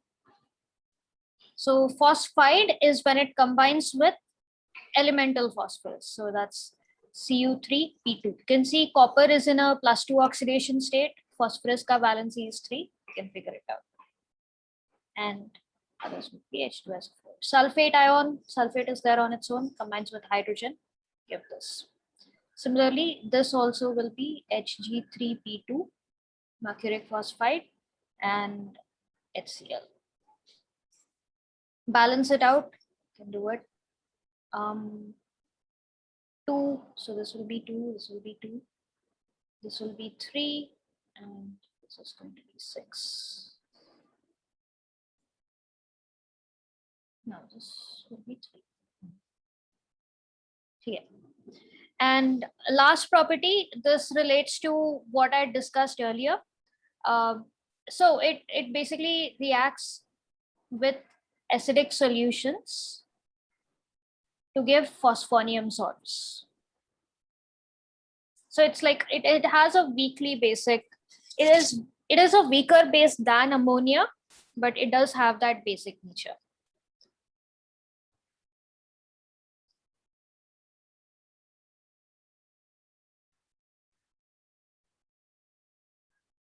So phosphonium salts are basically, phosphonium is just like ammonium, pH 4 plus.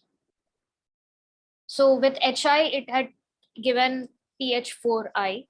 With HBr, it would give pH 4Br. Yeah, phosphonium sulfate will be pH 4 taken twice SO4. So yeah, phosphonium salts are salts with phosphonium. Yeah. So these are the properties of phosphine gas.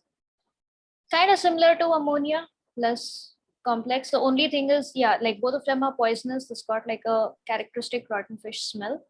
The main, the striking property is that Miss, I have a question. How do you know it smells like rotten fish? Have they smelled the rotten fish?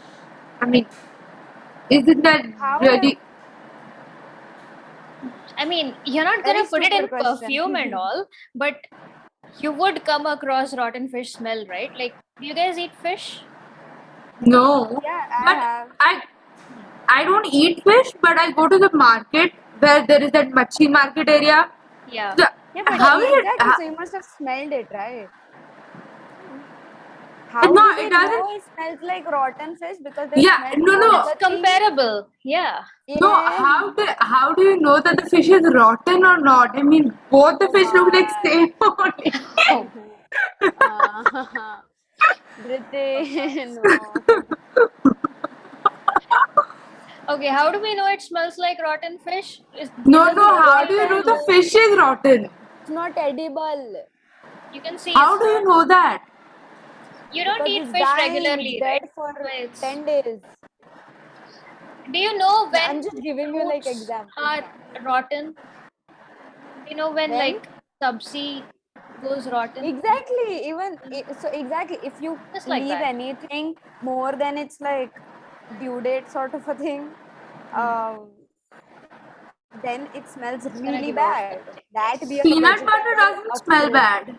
Peanut butter Peanut is a butter synthesized doesn't. food. Secondly, peanut butter stays good for a long amount of time, which is why Exactly, because it's like Nutella. How Nutella works, after some time it develops like an No, oily my peanut layer. butter expired 3 months later. Also, it didn't smell bad. Hello, I'm saying from experience. so peanut butter also Because contains that like stuff does not stabilizers and smell. things like that. Yeah. It just does not smell. It's not rotten. Okay. Anyway, going Yeah, to the let's next go. bit of it. Done noting down, Riti? Okay. So yeah, striking properties of phosphine is decomposition in water and the reaction with these metal salts where it forms phosphites, displaces the acid, and its basic nature where it reacts with acidic solutions. Okay.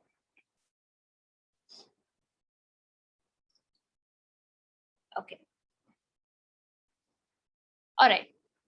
Next, talking about different phosphoric halides of phosphorus. What all different types of halides does phosphorus form? PX3 and PX5. Yeah. If there's three, what is it called? Tetra Huh? halide. No, trihalide. Tri. Yes. Trihalide. Tetra is 4, sorry. Yes. So forms trihalides and pentahalides. Phosphorus, like, okay, both of them very, very similar in their preparation methods. So I'll do both of these like parallelly. There's a little bit No, of please first do try, then do penta because writing becomes easier that way. okay. Okay. Just give me 2 minutes. This is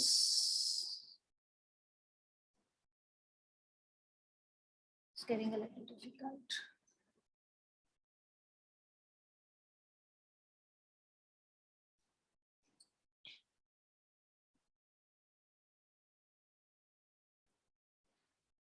Am I audible or are you guys getting a lag? No, ma'am, you're audible. Getting a lag. Audible. Like your video is pausing. Your voice is audible, your video is like, frozen, then it moves, then again frozen.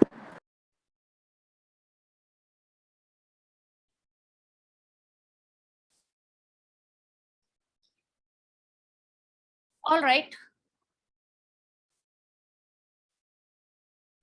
Okay. So preparation of phosphorus trichloride. So two ways of preparing it, and both are pretty obvious. One is you take phosphorus, you take chlorine, and you combine them. So basically, passing dry chlorine over heated white phosphorus.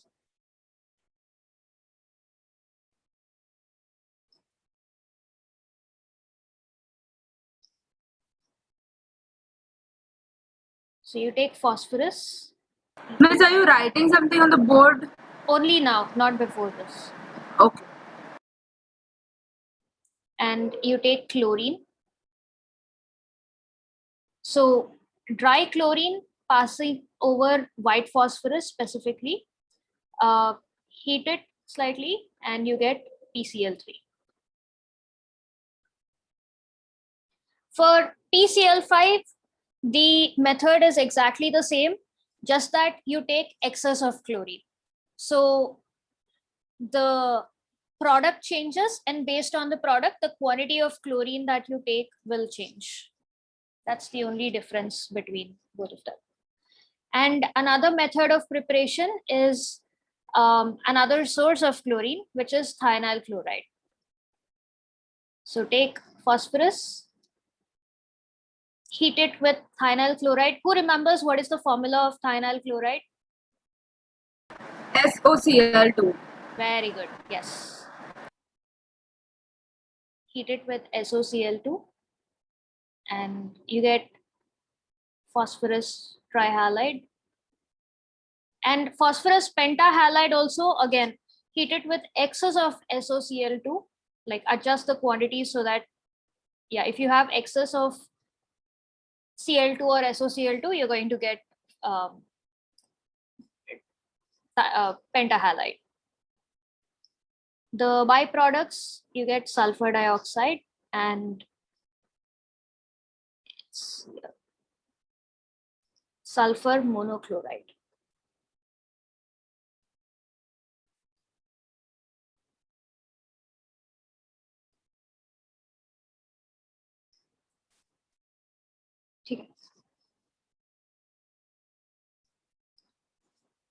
So two methods of preparation.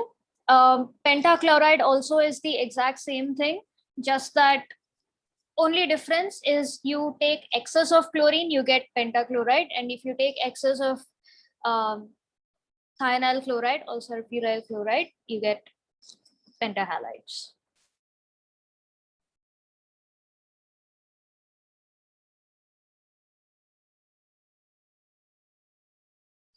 Okay. So properties may, of course, like both of them differ in their properties, although one point is like very, very similar in both the cases.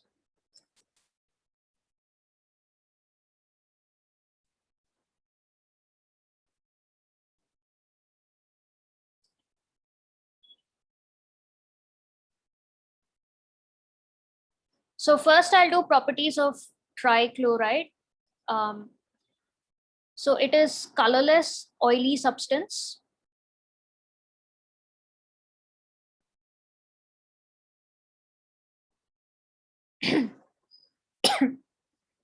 So in the presence of water, it forms phosphorus acid. Like it is easily hydrolyzed by water.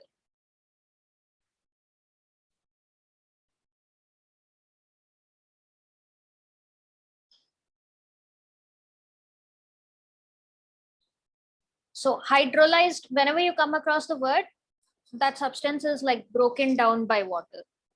So you're gonna come across the word hydrolyzed a lot, like even in organic chem. So it's broken by water. So water gets in there. So you have PCl3. You make it react with water, you get H3PO3, and you have like fumes of HCl rising there.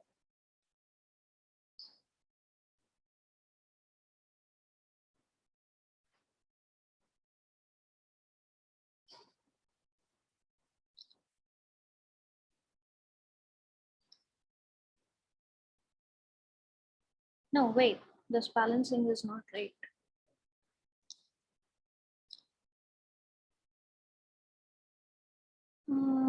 PCl3 1P 1P. Okay, so this should just be 3. Oh yeah, 3 plus 3 6. Miss, it's PCl3 plus 3H2O gives H3PO3 plus 3HCl. Yes. Yeah, got it. Here. So this is one property, easily hydrolyzed by water. The second property is something you're all familiar with. Where have you come across the compound phosphorus trihalide before? I think it's used in what is it? Haloalkenes, haloarenes. We are doing that thing where I think it's used in situ reactions or something like that. Yes, correct. So that's exactly the context. So basically, it is used to introduce chloride group in. Miss, could you go to the next page, please? Oh, okay. All right.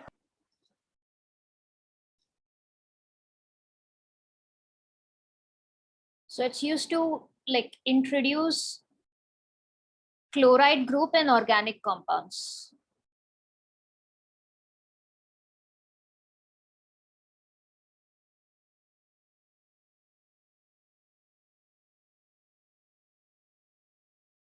So for example, you take an alcohol, so C2H5OH, make it react with PCl3.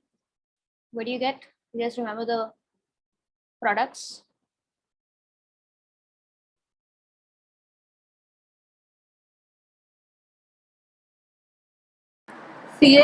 C2H3. No, C2H5. C2H5.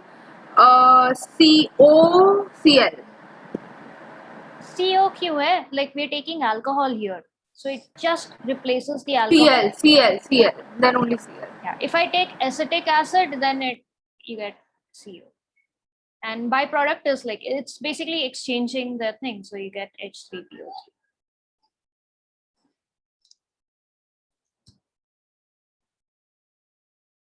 So this is like a method of preparation of haloalkanes. So alcohols treated with PCl3 or PCl5. PCl5 also undergoes like a similar reaction. So that's like common for both of them.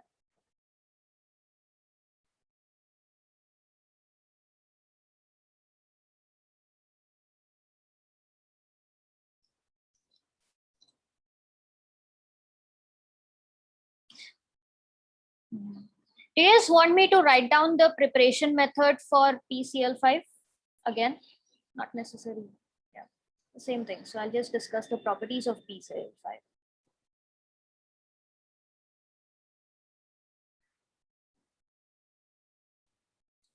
So first, PCl3 was a colorless, oily kind of liquid. This is a yellowish white powder.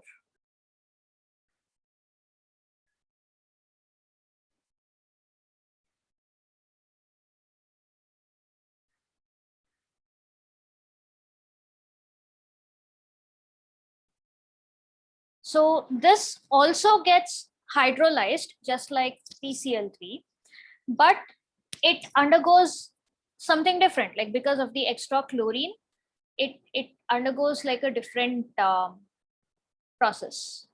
So also gets hydrolyzed. Ma'am, so hydrolyzed by water only, right? Yeah. Hydrolyzed ka matlab it is reacting with water. Okay. So even like it gets hydrolyzed even in moist air. So as long as there is some amount of moisture present, you can, if it's quite humid, there's moisture in the air. Moist air. So the reaction that it undergoes, the route that, so PCl3, when it underwent hydrolysis, it directly produced phosphorus acid, fumes of HCl, right? Now this is going to give us, so PCl5 plus H2O will give you POCl3. So the name of this compound, Thionyl chloride. thionyl is with sulfur, like thio represents sulfur. Oh. This has a name, I'll find out and I'll send it to you. So this gives POCl3 and HCl. Now this POCl3, so this reacts with more water to give Then gives us the acid. phosphoric acid, yes.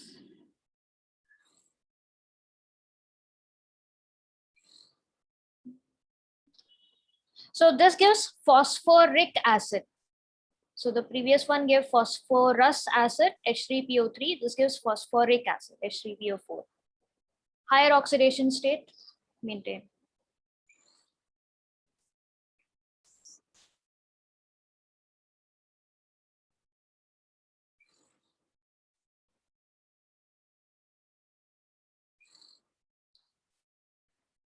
So another extra property is that when it's heated, it basically sublimes. But on strong heating, if you keep on heating it, it is going to decompose. Some amount of heat, it just like changes phase. Strong heating, it decomposes. So it doesn't decompose completely. It is going to decompose into PCl3 plus Cl2.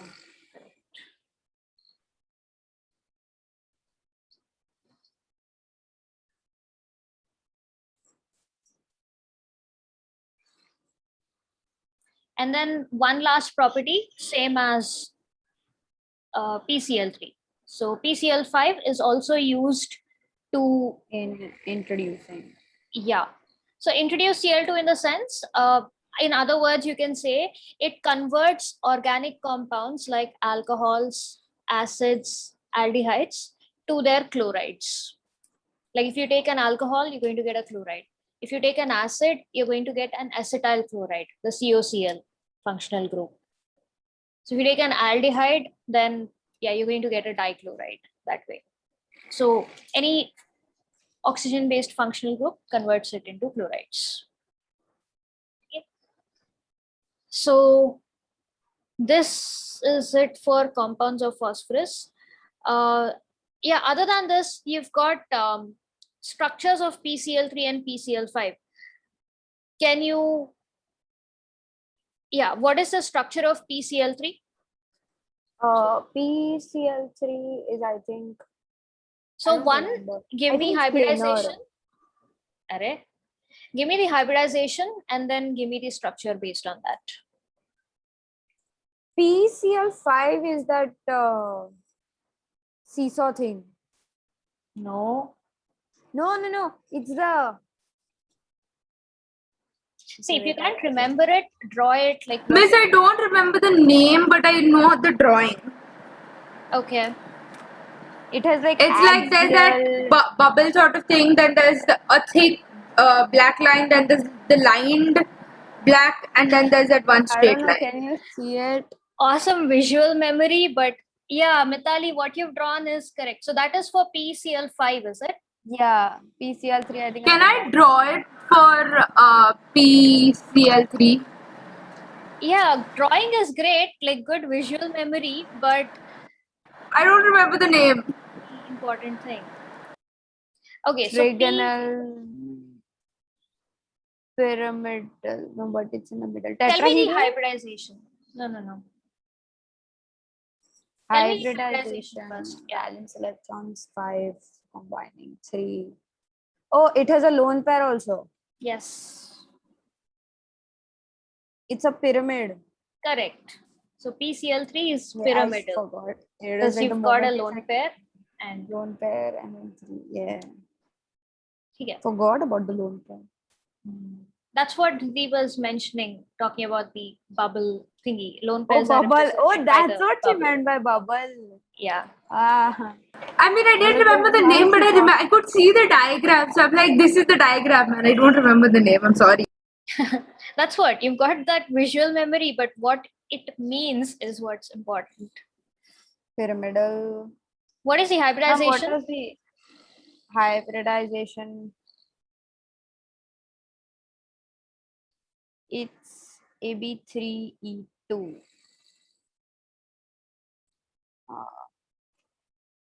AB3E2. Look, it needs to accommodate 4 pairs of electrons, 3 bond and 1 lone pair. So how many orbitals does it need? sp3d. sp3d, how many orbitals is that? 1, 2, 3, 4, 5. I think sp3d is PCl5. Yeah. What is PCl3? sp3. Correct. So sp3 hybridization forms 4 hybrid orbitals, 3 of which have bond pairs and 1 contains a lone pair. And PCl5, so central atom is P, attached to 5 chlorine, so 3 of them you have. It's trigonal bipyramidal. Yes. 2 of them perpendicular. So the 3 in the same plane represent trigonal, and you have like 2 pyramids, top and bottom. So trigonal bipyramidal. Ansh and Chandni, you guys completely forgot or what? No answers? Ma'am, here people like us are forgetting, and then we just have like random flashes of memory in front of us. No, visual memory only, not the text, only the diagram. Because you drew the diagram, I described the diagram. I couldn't think of what it was. Yeah.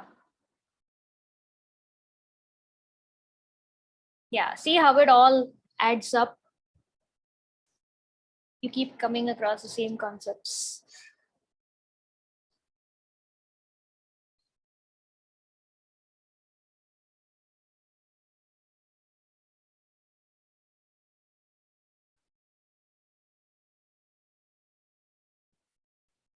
Miss, sometimes it so happens that I understood the topic, and after 2 days I opened the textbook. Everything, 11th standard and whatever we have done in 12th standard, everything is a very tasty khichdi in my brain. So I have to reread the textbook and I did this, and step by step there I go. So confusing. Yeah. It's always good to, try, like, instead of writing notes, see if, like in your revision, make flow charts or tables or mind maps or things like that. So that helps organize it a little bit instead of, just going through like, oh, information 1, information 2, information 3. See if Miss, somewhere in some places these diagrammatically or the flowcharts and all that help, but in some places how much ever you try you can't make flowcharts, so you have That's to go true. Yeah. And I think the chapters that we've covered until now are very theory heavy. yeah, so it Even doesn't you for don't leave biology, space for very heavy. Right now, yes.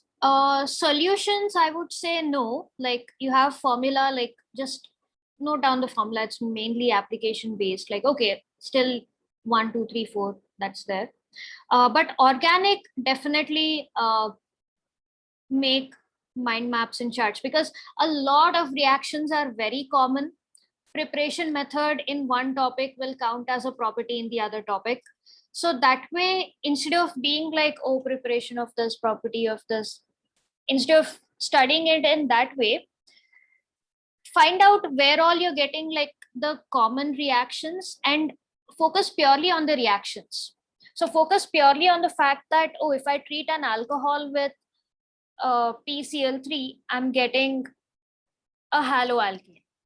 So that way, automatically, whether it's preparation of haloalkane or a chemical property of an alcohol or a chemical property of PCl3, application of PCl3, it's the same information you're calling out. So categorize it, like focus on the reaction, the reactants and the products, rather than under what heading you're getting it. Okay. So that way, yeah, the same reaction, you'll get it in multiple places, but it'll be easy. Like, okay, I've read this earlier because I know that treating alcohol with this is going to give me this. So other chapters, yeah, it can be like pretty information heavy, but with organic, do this. Like, just collect all the reactions that you get and yeah, focus them mainly on like the functional group and those kind of aspects. Okay. All right. And apart from this, we just have the oxoacids of phosphorus. So this is all completely tabulated again, depending on how many oxygens phosphorus is attached to with single bonds, with double bonds. You have like different acids of phosphorus. Let me just take that document out. Remember, oxoacids of phosphorus is the last thing we do today. Yes, and maybe biomolecules. I'm not sure if I'm going to do oxoacids of phosphorus. I'll just show you guys the table, go through it. And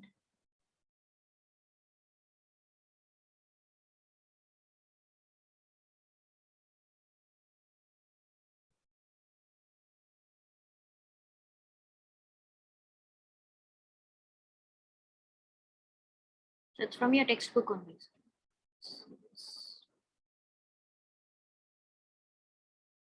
So these are the different oxoacids of phosphorus. So I remember I was mentioning you have different suffixes based on which oxidation state it is.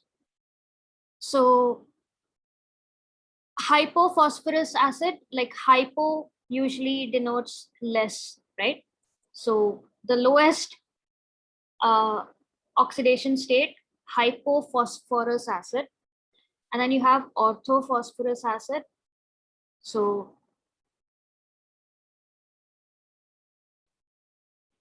and then you have pyrophosphorus acid. So like this basically describes the structure also. if you want, I can like draw the structures based on the facts given here. Miss, it's all there in the textbook. This is your textbook only, yeah. Yeah, I can read NCRT. I'm just saying that Yeah. you don't have to draw. It's there in on the next page. Yeah. Now it'll help put in context, like 1 POH, 2 PH, 2 P double bond O, basically central atom phosphorus, 1 double bond O. You have a OH here, and other 2 are satisfied by hydrogen, like this.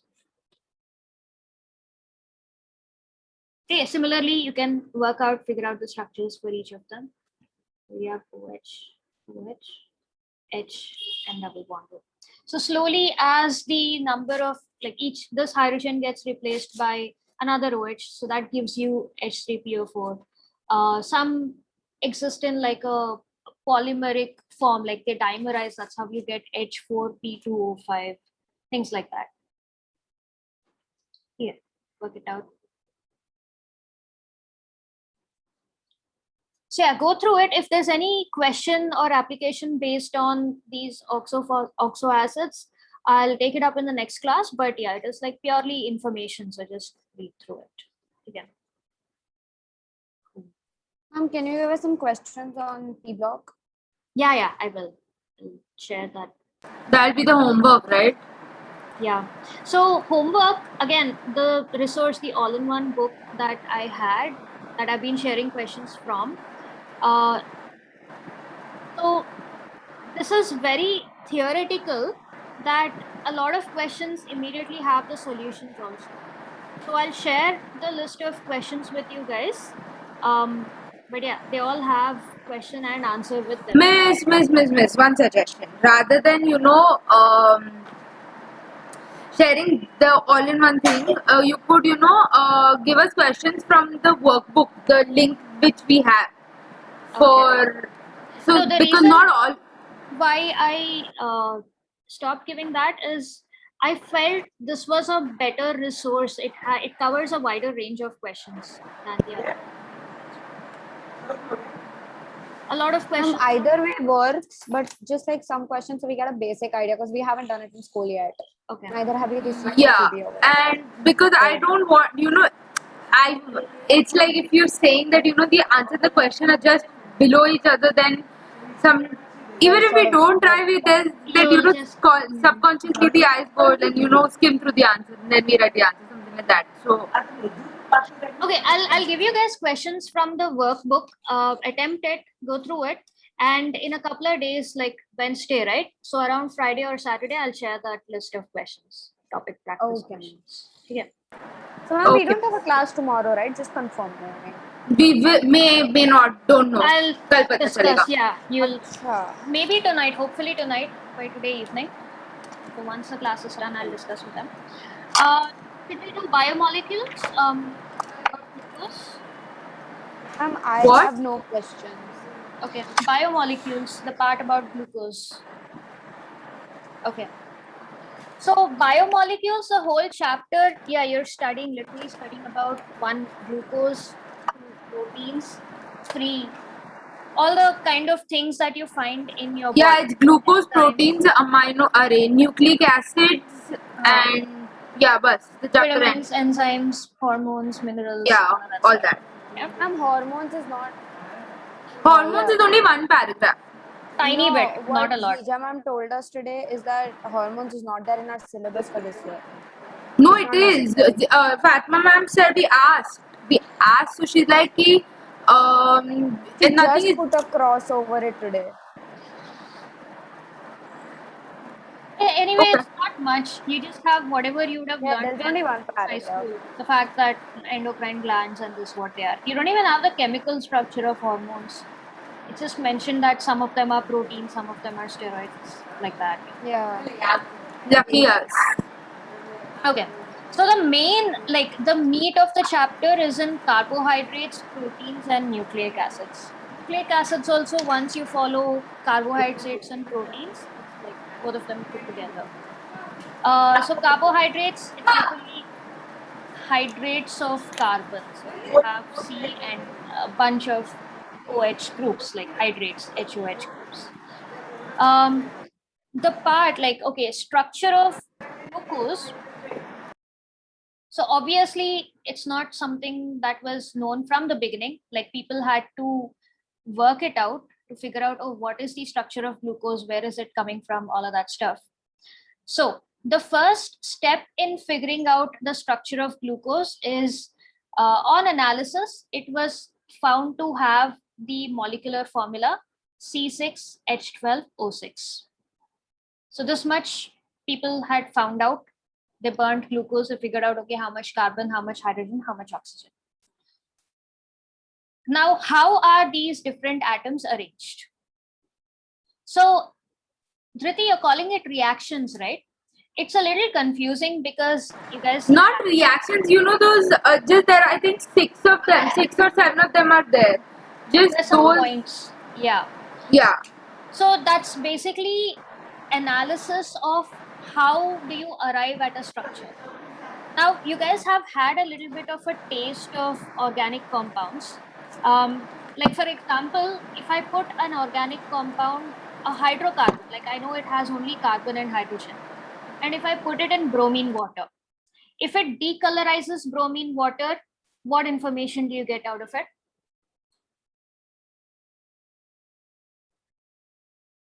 What? Can you repeat? Yeah. If I mix a hydrocarbon into bromine water.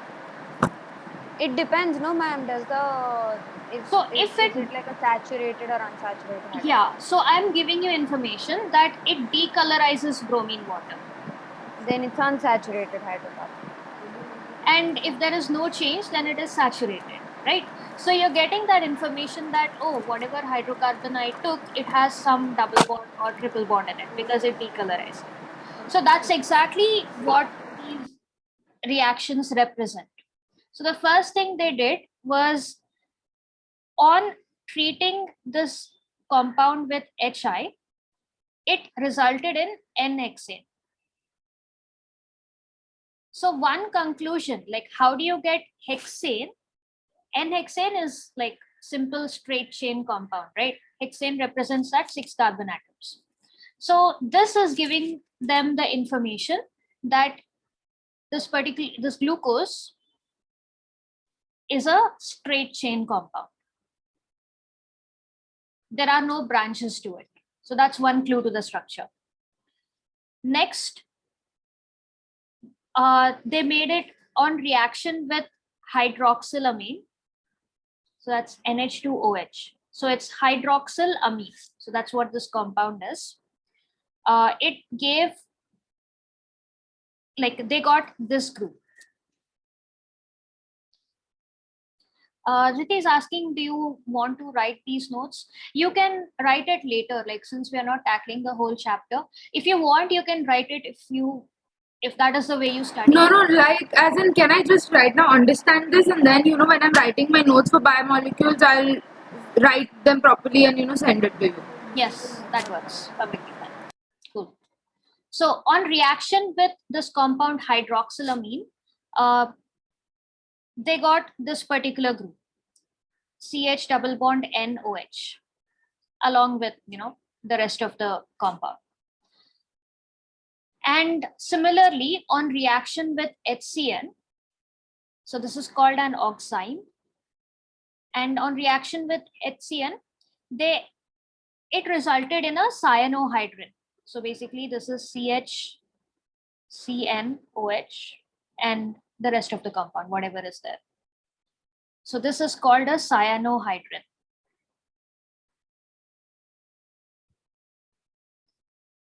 So these reactions are characteristic to aldehydes or carbonyl compounds, aldehydes and ketones. Like you can get oximes from hydroxylamine only if there is a carbonyl compound present. So this was another clue to the structure.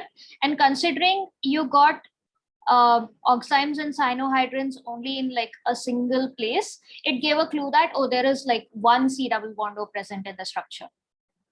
Here. Dhriti, focusing? Yeah. Yes, miss. Okay. And again, so when it was oxidized with bromine, or was it HBr? I think it was bromine, yes. When they used bromine to oxidize bromine it. water. Bromine water, yes, with Br2. They got something called gluconic acid. So gluconic acid is a 6-carbon carboxylic acid.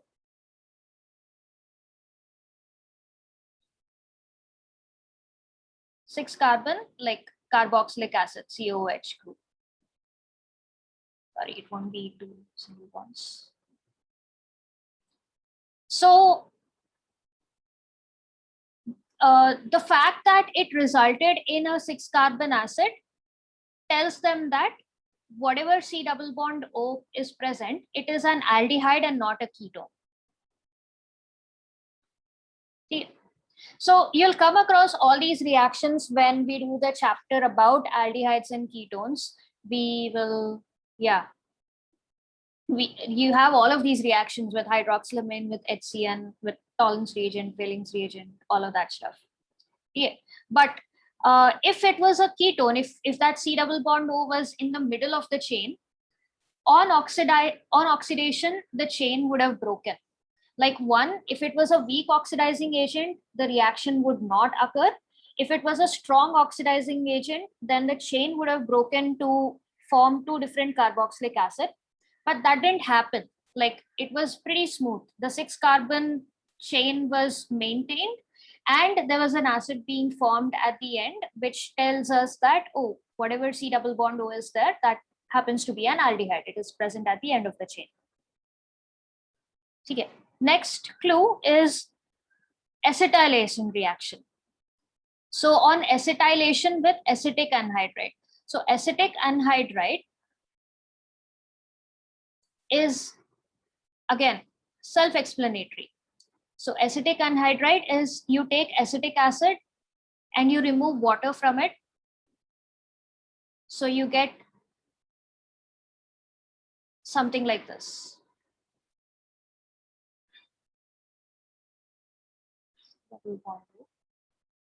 Ma'am, here's where you get the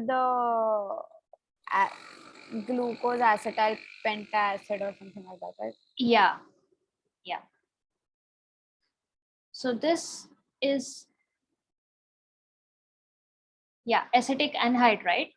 So this compound is used to introduce an acetyl group. So that is R C double bond O, this particular group. So on acetylation, it gave rise to a pentaacetate. So this compound, like this particular reaction, it is capable of forming, like it reacts with specifically with OH groups. So we'll come across this when we read up on carboxylic acid group and also probably when we read up on alcoholic group. I'll have to check. But yeah, carboxylic acid group for sure. So this particular thing gets added when you have an OH group. And because you got a pentaacetate, this told us that, oh, there are 5 of these OH groups. So from the formula, 6 carbons in a straight chain, 6 oxygens, how are they arranged? One of them is an aldehyde group and the remaining 5 are an alcoholic group, like OH group. Okay, so this is how, we kind of like collected clues through all these different reactions to figure out, okay, what is the structure of glucose? And finally, on oxidation with nitric acid, HNO3, we just studied it's a strong oxidizing agent. So this gave a dicarboxylic acid.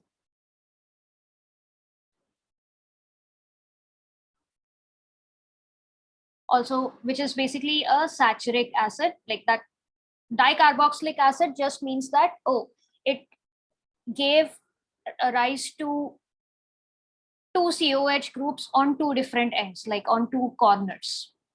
So that particular compound is called a saturic acid. So this was evidence that there is a primary alcohol in there somewhere. how are those 5 alcoholic groups arranged? One of like there is a primary alcohol there.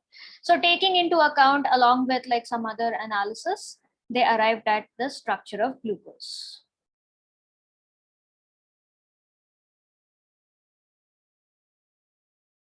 So you have 6 carbon atoms in a straight chain, and you've got one aldehydic group, CHO, and further analysis showed them, okay, how all of these were arranged. So this is like the accepted standard structure of glucose. Okay. Now, twist in the story is that, yes, these two reactions were evidences for a C double bond O group, and this particular reaction was evidence for aldehydic group. But if there was an aldehydic group, if the structure was this, then it's supposed to give all the reactions that an aldehyde is supposed to, but that didn't happen. So there were 2 extremely telling reactions of aldehydes and ketones. You are going to read about it later on. So one is a reaction with Tollin's reagent. If you like to, if you're just free, you want to Google it, also called a silver mirror test.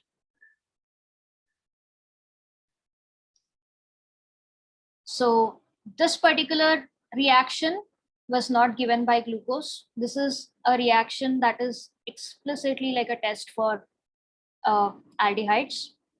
Also, there's another reaction like with Felling's solution.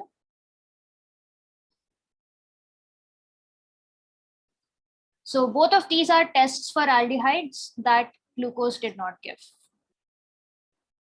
Okay.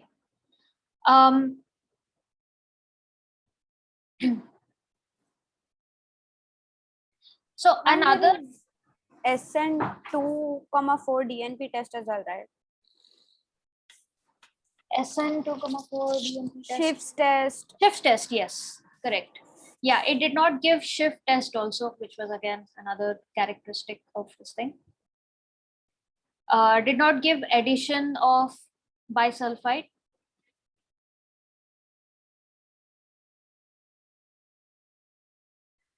Like it doesn't add this particular ion on reaction with sodium bisulfite. So all of these point to the fact that, oh, there is no free CHO group. Okay. So this led to some more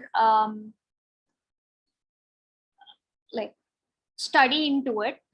Also, another evidence of this is that when glucose was dissolved in solution, and when you try to get crystalline structures of glucose, there were 2 crystalline forms that were obtained. So you had an alpha and beta form of glucose, which was not explained by the linear structure. So Fissure had done some more experimentation, and he proposed, he figured out that, okay, what had happened is, in reality, carbon chains don't exist like this, right? Like obviously each carbon is going to be a tetrahedron. So everything is like going to be bent, right, in the tetrahedron. So if you look at actual glucose ka structure, the long chain, if it looks like this, the 6 carbons.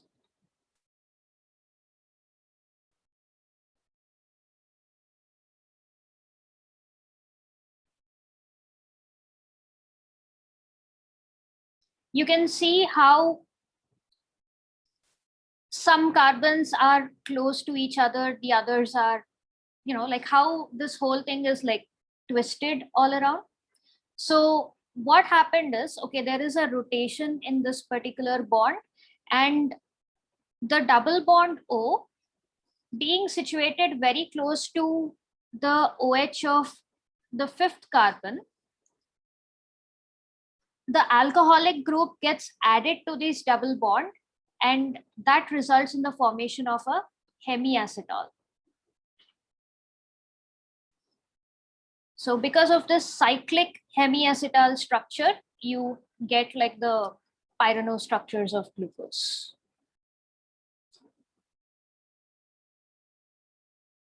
Yeah. So do you want to get deep into it, or is that part okay? Like, did you get what is a hemiacetalic structure and all of that?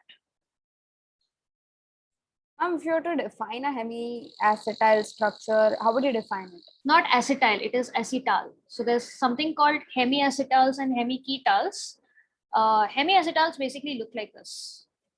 So hemiacetals are formed by the addition of an alcoholic group to a carbonyl group. So again, this is another reaction you will study when you study about aldehyde. So aldehyde plus alcohols give hemiacetals. So hemiacetal is basically, you have a carbon atom. So the double bond OMe, the double bond gets cut and you have OR dash and you get OH. So what happens is,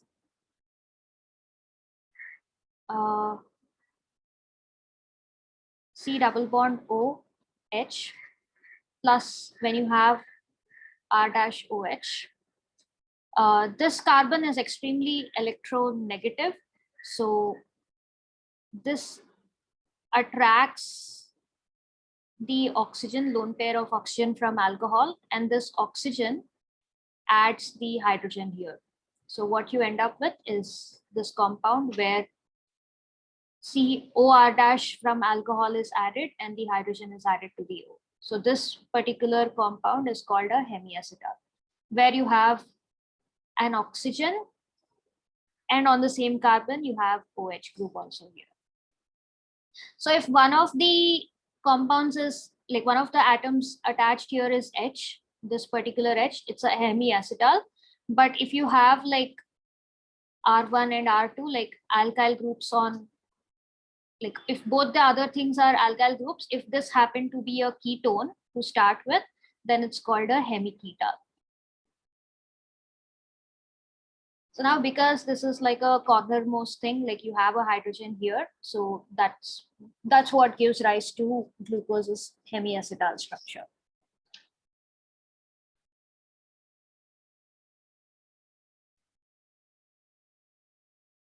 Okay.